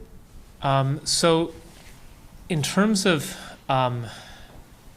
if the council is concerned about that additional curb cut and its location right near the Central Avenue intersection, right near the bridge, there's one recourse would be that we are currently in the appeal period. Any interested party, and the city is an interested party because we're a neighbor both from the land, the street, and from Red Rocks Park, the city council could choose to appeal the administrative decision. Just like in South Burlington, that would go to the Burlington Development Review Board for their consideration. So that would be an option there, and to discuss access and the City of South Burlington's concerns around access. In addition to that, as Councillor Barrett was saying, if there is any portion of it that of the access that goes onto South Burlington right-of-way, then that's that would be in the jurisdiction of South Burlington. I guess our recommendations would be, if the council did want to examine these, to look at both of these together, meaning not to do one or the other, but to look at this as a unit, because it might be peculiar to take action on one side of this, but not to take action on another piece of it. Does that make any sense? Can you give me more specifics? If the city were concerned about the access and were to choose to have significant concerns about giving the right-of-way permit from Public Works, but not provide any comment or otherwise action related to the site plan that created it, that would be sending two different messages. And so we would suggest either allowing the project to proceed, and if there is an access permit to be issued, to have that be a technical analysis on Public Works Department side, or if the council is concerned about it, to take action to appeal the Burlington administrative permit. Is anything preventing us in making an appeal of the curb cut, putting it within the context of an appeal of the entire site plan? I'm not sure I understand the question. Because you had said separating it out of there might not be in our best interest. I just meant there's the site plan, of which the curb cut is an element, and there's the access, South Burlington right-of-way access permit. That's what I meant as two separate things. Yeah. So the Burlington site plan is an entire unit of the stormwater and the lighting and the access. But the city of South Burlington, if you chose to appeal, could appeal only one part of it. Just the whole thing is under appeal, but only one part of it is actually being contested. That would be an option of yours. And what does this have to do with the traffic study? At this time, there is no application before the city of Burlington, at least as of 3 p.m. today, for any future projects. So there isn't a direct link. Because they've increased the number of parking spots. And they have increased the number of parking. We were talking about, up at Cairns, if we were to increase the number of parking spots, and Cairns is in the Active 250 process, and we're connecting buildings, is there anything that would require, that would trigger, I guess, some kind of state review or? I'm not sure whether this project is subject to Act 250 or not. That's something I'd be happy to follow up on for council. In terms of whether this would trigger any kind of traffic review in and of itself, likely not, because it is increasing parking spaces, but only by 10 spaces. There's no change of use proposed. There's no additions to buildings. From a traffic perspective, the addition of 10 parking spaces on 420-ish is You know better than I de do. I don't minimis. know if But there's a threshold. if there or were if to be a future project that changed, that either was additions to the buildings or was a significant change of use, then that certainly would trigger a traffic So study. this is not the conditional use permit? It is not. This is just an administrative site plan to the stormwater, and also create a new curb cut onto Queen City Park Road. But that impedes or impacts the safety on a road in South Burlington? It does create additional access near, pretty close to a intersection of Central Avenue. Right, so you could make the case that that's a safety issue. Right. That would impinge on or necessitate South Burlington having to use resources to make sure that it's safe if there was an accident or, I mean, the consequence of Well, the bigger thing is backing out. they haven't contacted our department yet. Yeah. Correct. about it. So if they haven't, right, we don't know that they will. If they were in an appeal period and we want to appeal it, we got to appeal it.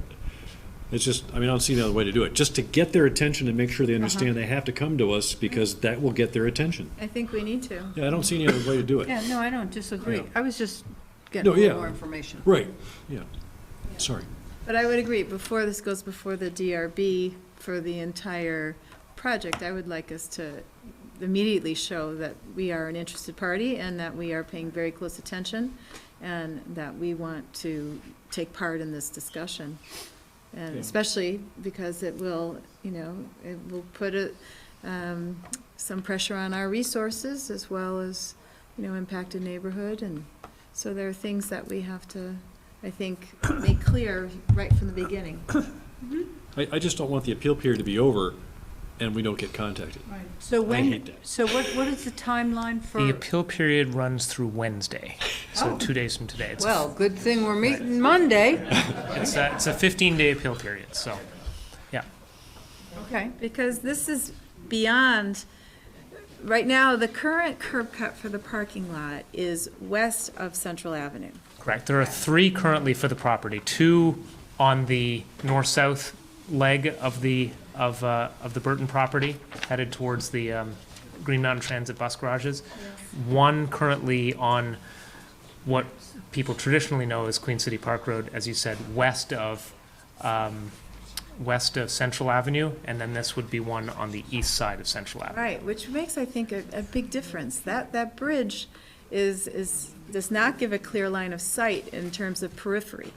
I mean, you really have to cross the bridge in order to see what might be turning out, and if it's a big semi, right? They won't be able to see what's coming over that bridge if it's a small car, right? So I do see a concern that should be expressed in terms of where that curb cut is. Okay. Shall I mean, I make the don't motion to think- go into executive session? Or? Well, I was, do you want to say something first? I was thinking that it's 10:15. I don't know Yes. how long our executive session would be. Not long. But we have a number, yeah, I'm getting to you, that's why I'm prefacing this. We have a number of people in the audience, and so it might be more thoughtful to find out what Andrew has to say, then listen to the audience, and then have an executive session. Sure. I mean, it sounds as if there's certainly interest in mounting an appeal, but we need our legal counsel in executive session probably to discuss that. Sure.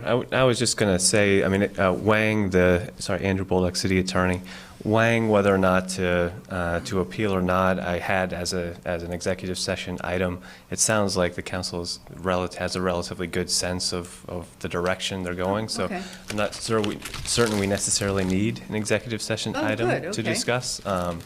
But and I have a motion prepared.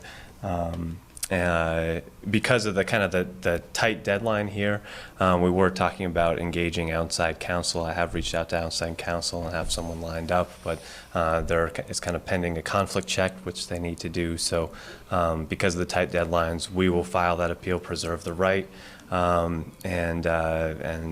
once they're fully on board, hand over to them, as well as have them come in and meet with the council in executive session. I was thinking at the next regular council meeting Okay. in December. That sounds perfect. Yeah.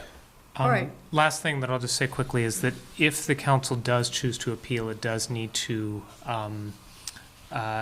essentially state the grounds. What aspect of the project is it appealing? So just one thing for either, you could choose to do in a public session, or if you wanted to do an executive session, that is one element that. Well, you outlined Yes. 2, right? One is the curb cut, and the other, what was the other? Was the right of way and the curb cut being on Right, well, so the right-of-way is ours to do. The curb cut is entirely, the access and curb cut That's essentially the would be. appealable thing. Okay. Well, and I think you thought we should do both. For the If we're going purposes to of this, do the it. access is, the access and circulation is the Burlington part of it. excuse me, and so that would be the element that you could appeal if you chose to. I have not heard that council wants to appeal the stormwater, curb cut. the lighting, the trees, those elements of it. That's what I meant, is that you'd have to choose what you're appealing, because it did cover multiple things. Okay. All right. Although the lighting, I mean, I don't know, but we talk about the night sky, and this is, I don't know what kind of lighting, is this gonna be lit up? It's a reduction in lighting to meet Burlington's current codes. Okay, so that's good. I haven't researched the details of their current codes, We but can't it is, see it is who's to, going in. No. it's to meet their current regulations.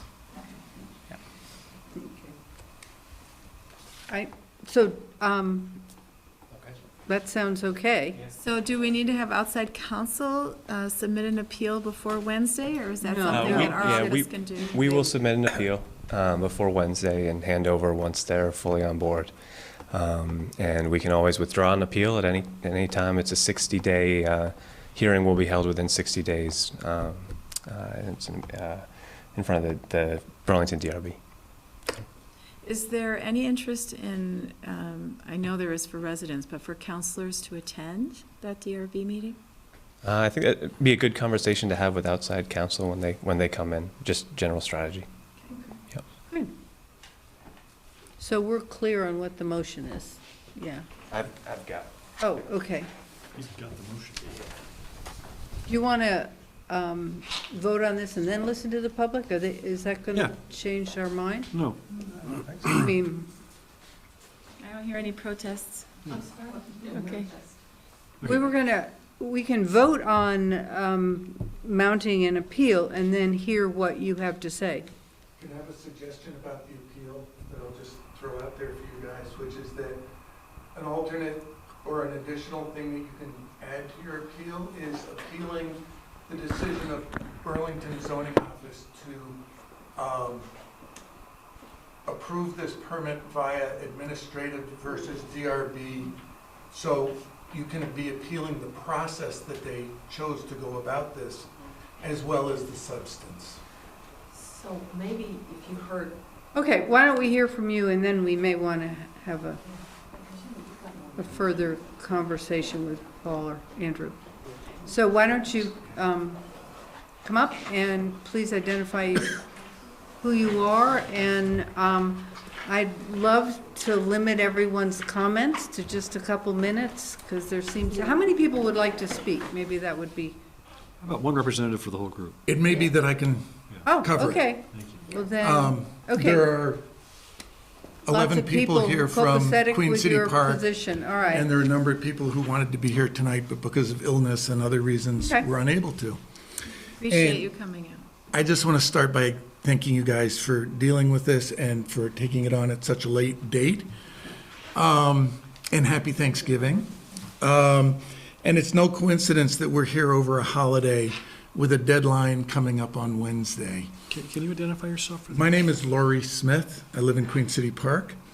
And the application went in on November 7th. There's been back and forth in Burlington. And on the 18th, the planning office received the updated plans for this permit application. And on the 19th, they approved it, which sets this appeal period right over the holidays. Maybe it's a coincidence. They also approved it prior to getting the Department of Public Works feedback from the City of Burlington. And the Department of Public Works has given significant feedback, wanting to change curb cuts, wanting to change the primary access to the project, which changes the nature of the approval. But our original expectation was that the Higher Ground Burton project was going to be permitted as one permit. Between council from the city and their own internal decisions, they have decided to break this up into numerous applications, zoning applications for permits, so that the review process is simpler. And by getting little chunks put through, they're avoiding having this reviewed as the major development change that it actually can be argued to be. Let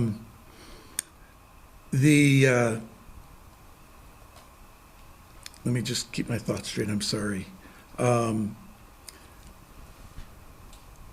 Our goal and hope is that this project can be reviewed under major impact review. And in fact, if you look at the zoning regulations for Burlington, there's an argument that what they're doing now should be reviewed under major impact because it affects over 20,000 square feet of property that they're redoing. Their parking lot changes are quite significant. And the curb cut that they're doing is actually in a pretty crazy place, as you guys know, between Central Avenue and the bridge. It's for large truck access, specifically. They have another loading dock for small trucks. And it's in a problematic area, as you know from the email that you got from Lynn Vera just recently talking about what happens in that neighborhood. It's difficult. So with the appeal period ending Wednesday, the CRZ, Citizens for Responsible Zoning Group, which is members of Queen City Park and the residential areas surrounding this project, have hired an attorney. We are filing an appeal initially on the grounds of administrative versus DRB approval. There are all kinds of other grounds to do it on, but there's pretty strong evidence that this should have gone to the DRB. But again, there's a effort to get this through the process with as little public oversight as possible. And so we are really hoping for and looking to and grateful that you're going to appeal. And need help in hopefully getting this major development that they're putting together piecemeal permit-wise, the review that it really needs. The stormwater application that they've just gotten approval for does need to go through Act 250, as will the higher ground application, according to the Act 250 coordinator who we've been in touch with. What is the threshold for major impact? The threshold for major impact is a 20,000 square foot footprint of the project. New development or existing development? Can I just interrupt? It's 10:25. I don't know if I want to get into this. You don't need to get into the specifics, I don't think. Just because what's before us is this decision, to go ahead and make the motion about appealing that particular application. So, I think we're on that road. We're going to play our little part tonight. They've hired a lawyer. They're going to go to e-court, obviously, right? Well, this is to the DRB at this point. Yeah, but you're going to appeal. You're going to appeal. You're going to appeal. You're going to end up in e-court eventually, probably. But I'm just saying that may happen. When people hire a lawyer, it ends up going to e-court eventually. It may happen. See, this is the issue. This is why I asked us to write a letter to the council, because we could have just had a discussion, as opposed to now talking about lawyers. And I'm very frustrated with Burlington's way of doing business. There's no alternative. There's no alternative. But Burlington has put us in that situation. And put us it's all not in the that first time situation. they've done it. And it's very sad. No argument. But just to Tim's point, by filing an appeal, we give ourselves all time to look at this, Sure. instead of getting to the end of the And Thanksgiving. that's our whole point. And I think his point, let's not And then we can debate the fine points debate and all it the tonight salient details. or lay out what our case is on public television. But I do want to truly appreciate you guys for the support, and it's really needed because this is no small thing they're trying to do. Thank you Yes, very go much. ahead. No, we have one other hand who would like to speak. Thank you very much. Are you done, Lauren? Yeah, I'm done. Go ahead. Okay. Thank you. Please come up to the table and identify yourself and then, thank you. My name's Doug Goodman. I'm also a Queen City Park neighbor, and also a neighbor on Queen City Park also. But just to your point of saying it'll go to a lawyer and there'll be an appeal and an appeal and an appeal, the neighbors have raised $6,000 so far, and that's maybe a drop in the bucket. And we're talking about a neighborhood of maybe 70 houses and the people in the Red Rocks condos and just the various neighbors.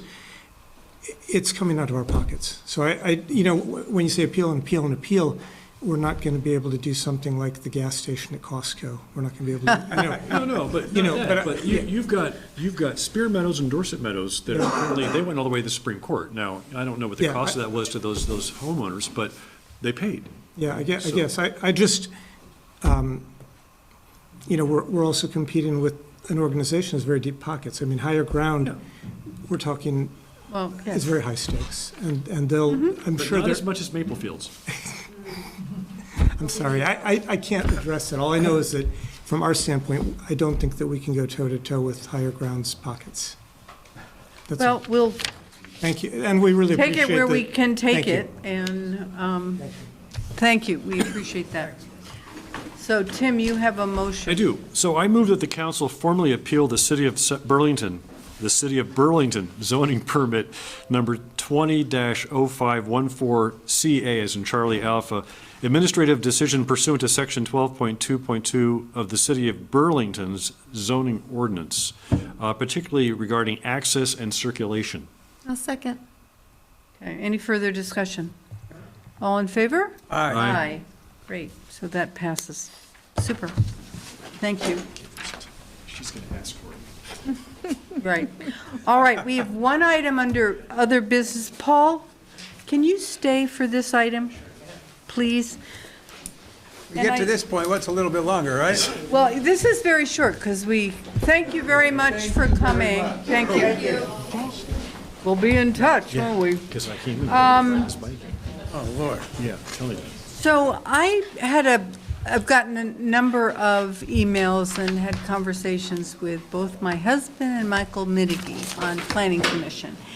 And they're curious and sort of frustrated about the status of a letter that we were supposed to receive regarding the clarification that the Planning Commission apparently needs in terms of what the council intended with interim zoning in terms of actionable items as the final outcome. And this is specifically about the TDRs, and they have received the report. Yep. And apparently there was discussion, well, we don't need to do anything more. This is the report. And then there was apparently some conversation that, well, let's get some clarity from the city council about what our expectation was. And my expectation, and I'm sort of asking the council, and for you to hear this, I don't know whether you can just give it orally. My expectation is when we went into IZ and voted on it, our hope was, or our expectation was, that we would engage the public, they would spend the time, sometimes we'd spend a little money on some reporting, and that we would end up reviewing those reports and then, if appropriate, have a draft LDRs written that would carry out the intent of all these studies. Yes. Am I on another limb then? Well, I think that's saying the same thing as the Open Spaces Group identifying the 190 parcels and prioritizing them as part of that. And if you take that with what you just said, that's pretty much what I believe the intent was. Really, the only deliverable that could come out. Better manage our development going forward. I'm sorry. Well, The only deliverable that could come out of it that could change future developments or impact future development, right, is an LDR change, period. Okay. So is that your intent? I mean, that doesn't guarantee that we'll vote for it or even, but isn't that what we want after all this work? We wanted some LDR proposals Yes. to amend our LDRs. Okay, so my understanding was, and correct me if I'm wrong, that the planning commission discussed at their meeting, and several people said, oh, well, that's not really what, they haven't asked us to do that. So the commission. Am I wrong? Did this get so what the lost commission, in translation? What the commission voted to submit was the draft, was the report that had been prepared by the TDR committee. And there were some, a flavor of the type of recommendations that are going to come, the detailed recommendations that will come, but not necessarily an entirely complete set. The vote was to submit it to the council, A, because the interim zoning bylaw said to submit a report, not necessarily regulations just yet. B, to assure that it is on generally the track that you were looking to do before the planning commission invests the time of doing a Developing major LDRs. change to the regulations. And C, for you to have an understanding and a discussion about the relationship time-wise between the completion of this report and the time frame it will take to develop regulations through all the public conversations about what areas get become additional receiving areas, what areas the sending areas, which is related, of course, to the open space work as well, and how you want to consider that within your context of the end of interim zoning. And the PUD LDR, too. And the PUD LDRs. And so the commission felt that this was something that the council would want, asked to weigh in on before the commission Correct. advanced into developing regulations. my understanding. And so our scheduled date is the 16th for you to get that, To your get next the- meeting. The next meeting, we'll get the report. The report and the letter that was accompanied From from the planning commission. Yeah, Asking for that clarification. right, asking essentially what I just said. And that's, in your opinion, a timely approach to this? I don't know, I mean, the weeks are going by, do we extend the the 3 month? I mean, at some point, it's like, we gotta get moving. And I understand they have a lot of work, and I'm not at all critical of the work that the Planning Commission has undertaken. But I'm feeling like I don't want to get caught in the same place the last IZ process ended up. Granted, it's ended early. And so we had all these great reports and all these great findings, and then we did zero with that. Right, and I don't think, this is editorializing a little bit, but I don't think that there was much discussion amongst commissioners that they didn't want to go towards regulations. They just felt that what the specific request of council in the interim zoning bylaw was to provide a report. And so to assume that they should go and spend months developing a regulation without listening to what exactly the Fair enough. bylaw asked to be done seemed precipitous on their part. Let me just say that with the work that the Open Spaces Committee is doing to identify in priority order lands that should be preserved from development while there's a relationship, that report that identifies those lands is not totally dependent on changes in the LDRs. Correct. The Open Space Committee is specifically not choosing which implementation tools. Exactly. They're just saying, here's what we should preserve.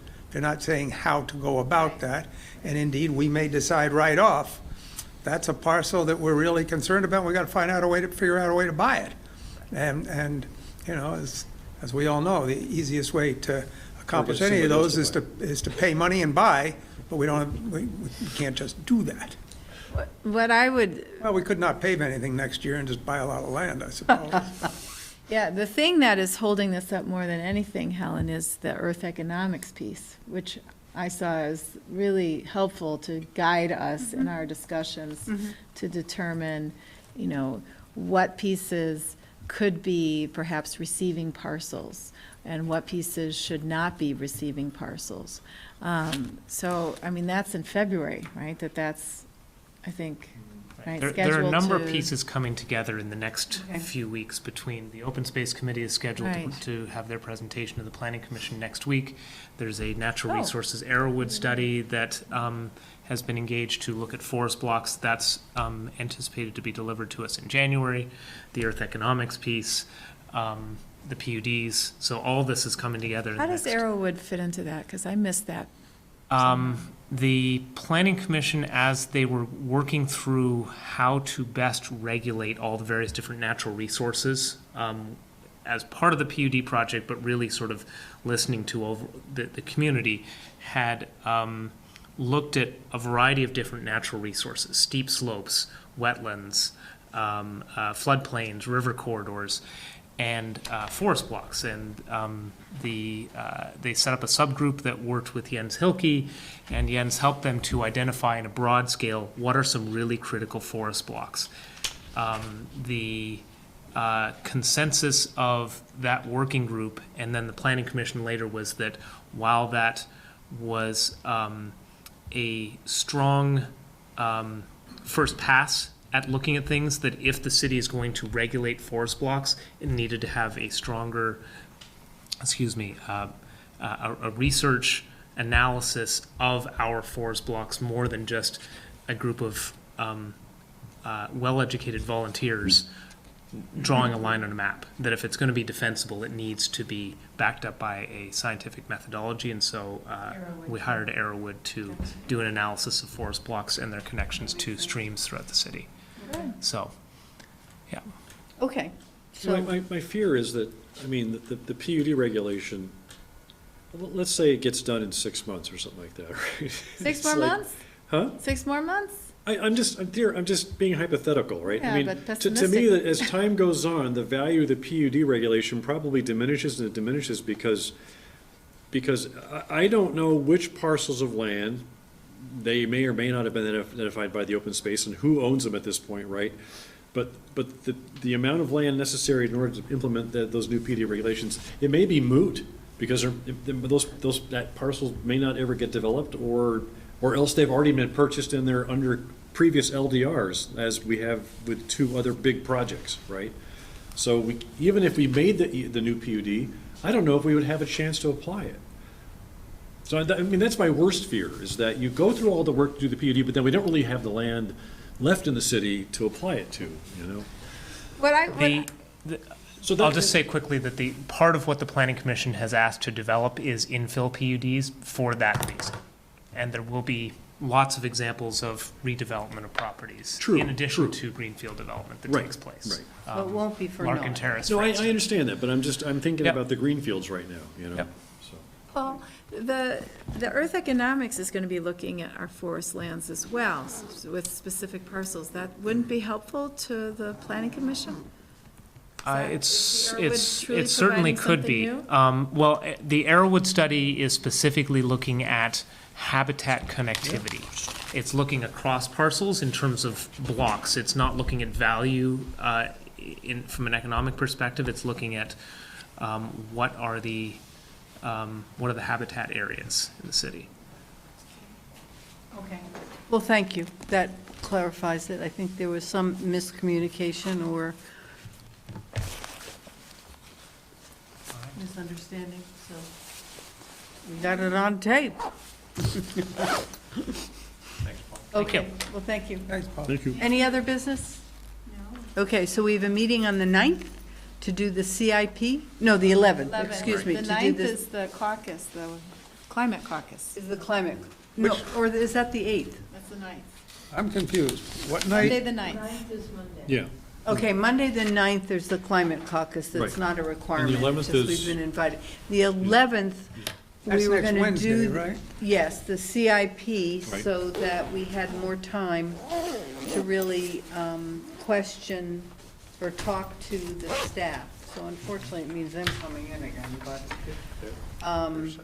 What time do, I'm afraid I got a, and I think I that's got a UVM conflict. 7 to maybe 8:30, an hour and a half. we're not voting on it, we have a public hearing. This was just to accommodate some of the concerns that, and I think all of us had. I Say mean, I had to 7 o'clock. cut off the questions because we were running out of time. And it doesn't seem right to have Only the part of questions that the we bulk of have it I have at the at home. public hearing. We should have vetted our thoughts. This may be the event that's on it. Okay. And then have the public. So it'll be a shorter meeting, but it'll be just focused on that. And that night at 5:30, Bike and Ped has their meeting here, right? Yeah, that's- so we're right. meeting We're upstairs. upstairs, yeah. Yeah. Okay. Okay, so we are Wednesday, the 11th at 7. Yes. Yep. That's our next meeting. What's our one after that? The 16th. 16th, which is the Regular following council Monday, meeting, that's a right? regular. 7 or 6:30? Seven we made it at upstairs on the 7. 11th. Just Yeah. because it's like an hour and a half. and It's the that gives- December 13th, that's at 6:30.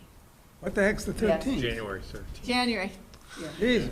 when it gets past 10 a Right. little bit. These I'll put guys an want email to out. eat, so we're I going to put do it, I 7. wrote it as you, I Okay. typed it as you said it. so- Okay, so I entertain a motion to adjourn. Second. Hey, All how in about that? favor? Almost a full hour Aye. ahead of schedule. Thank you. Oh, thank you. Amazing.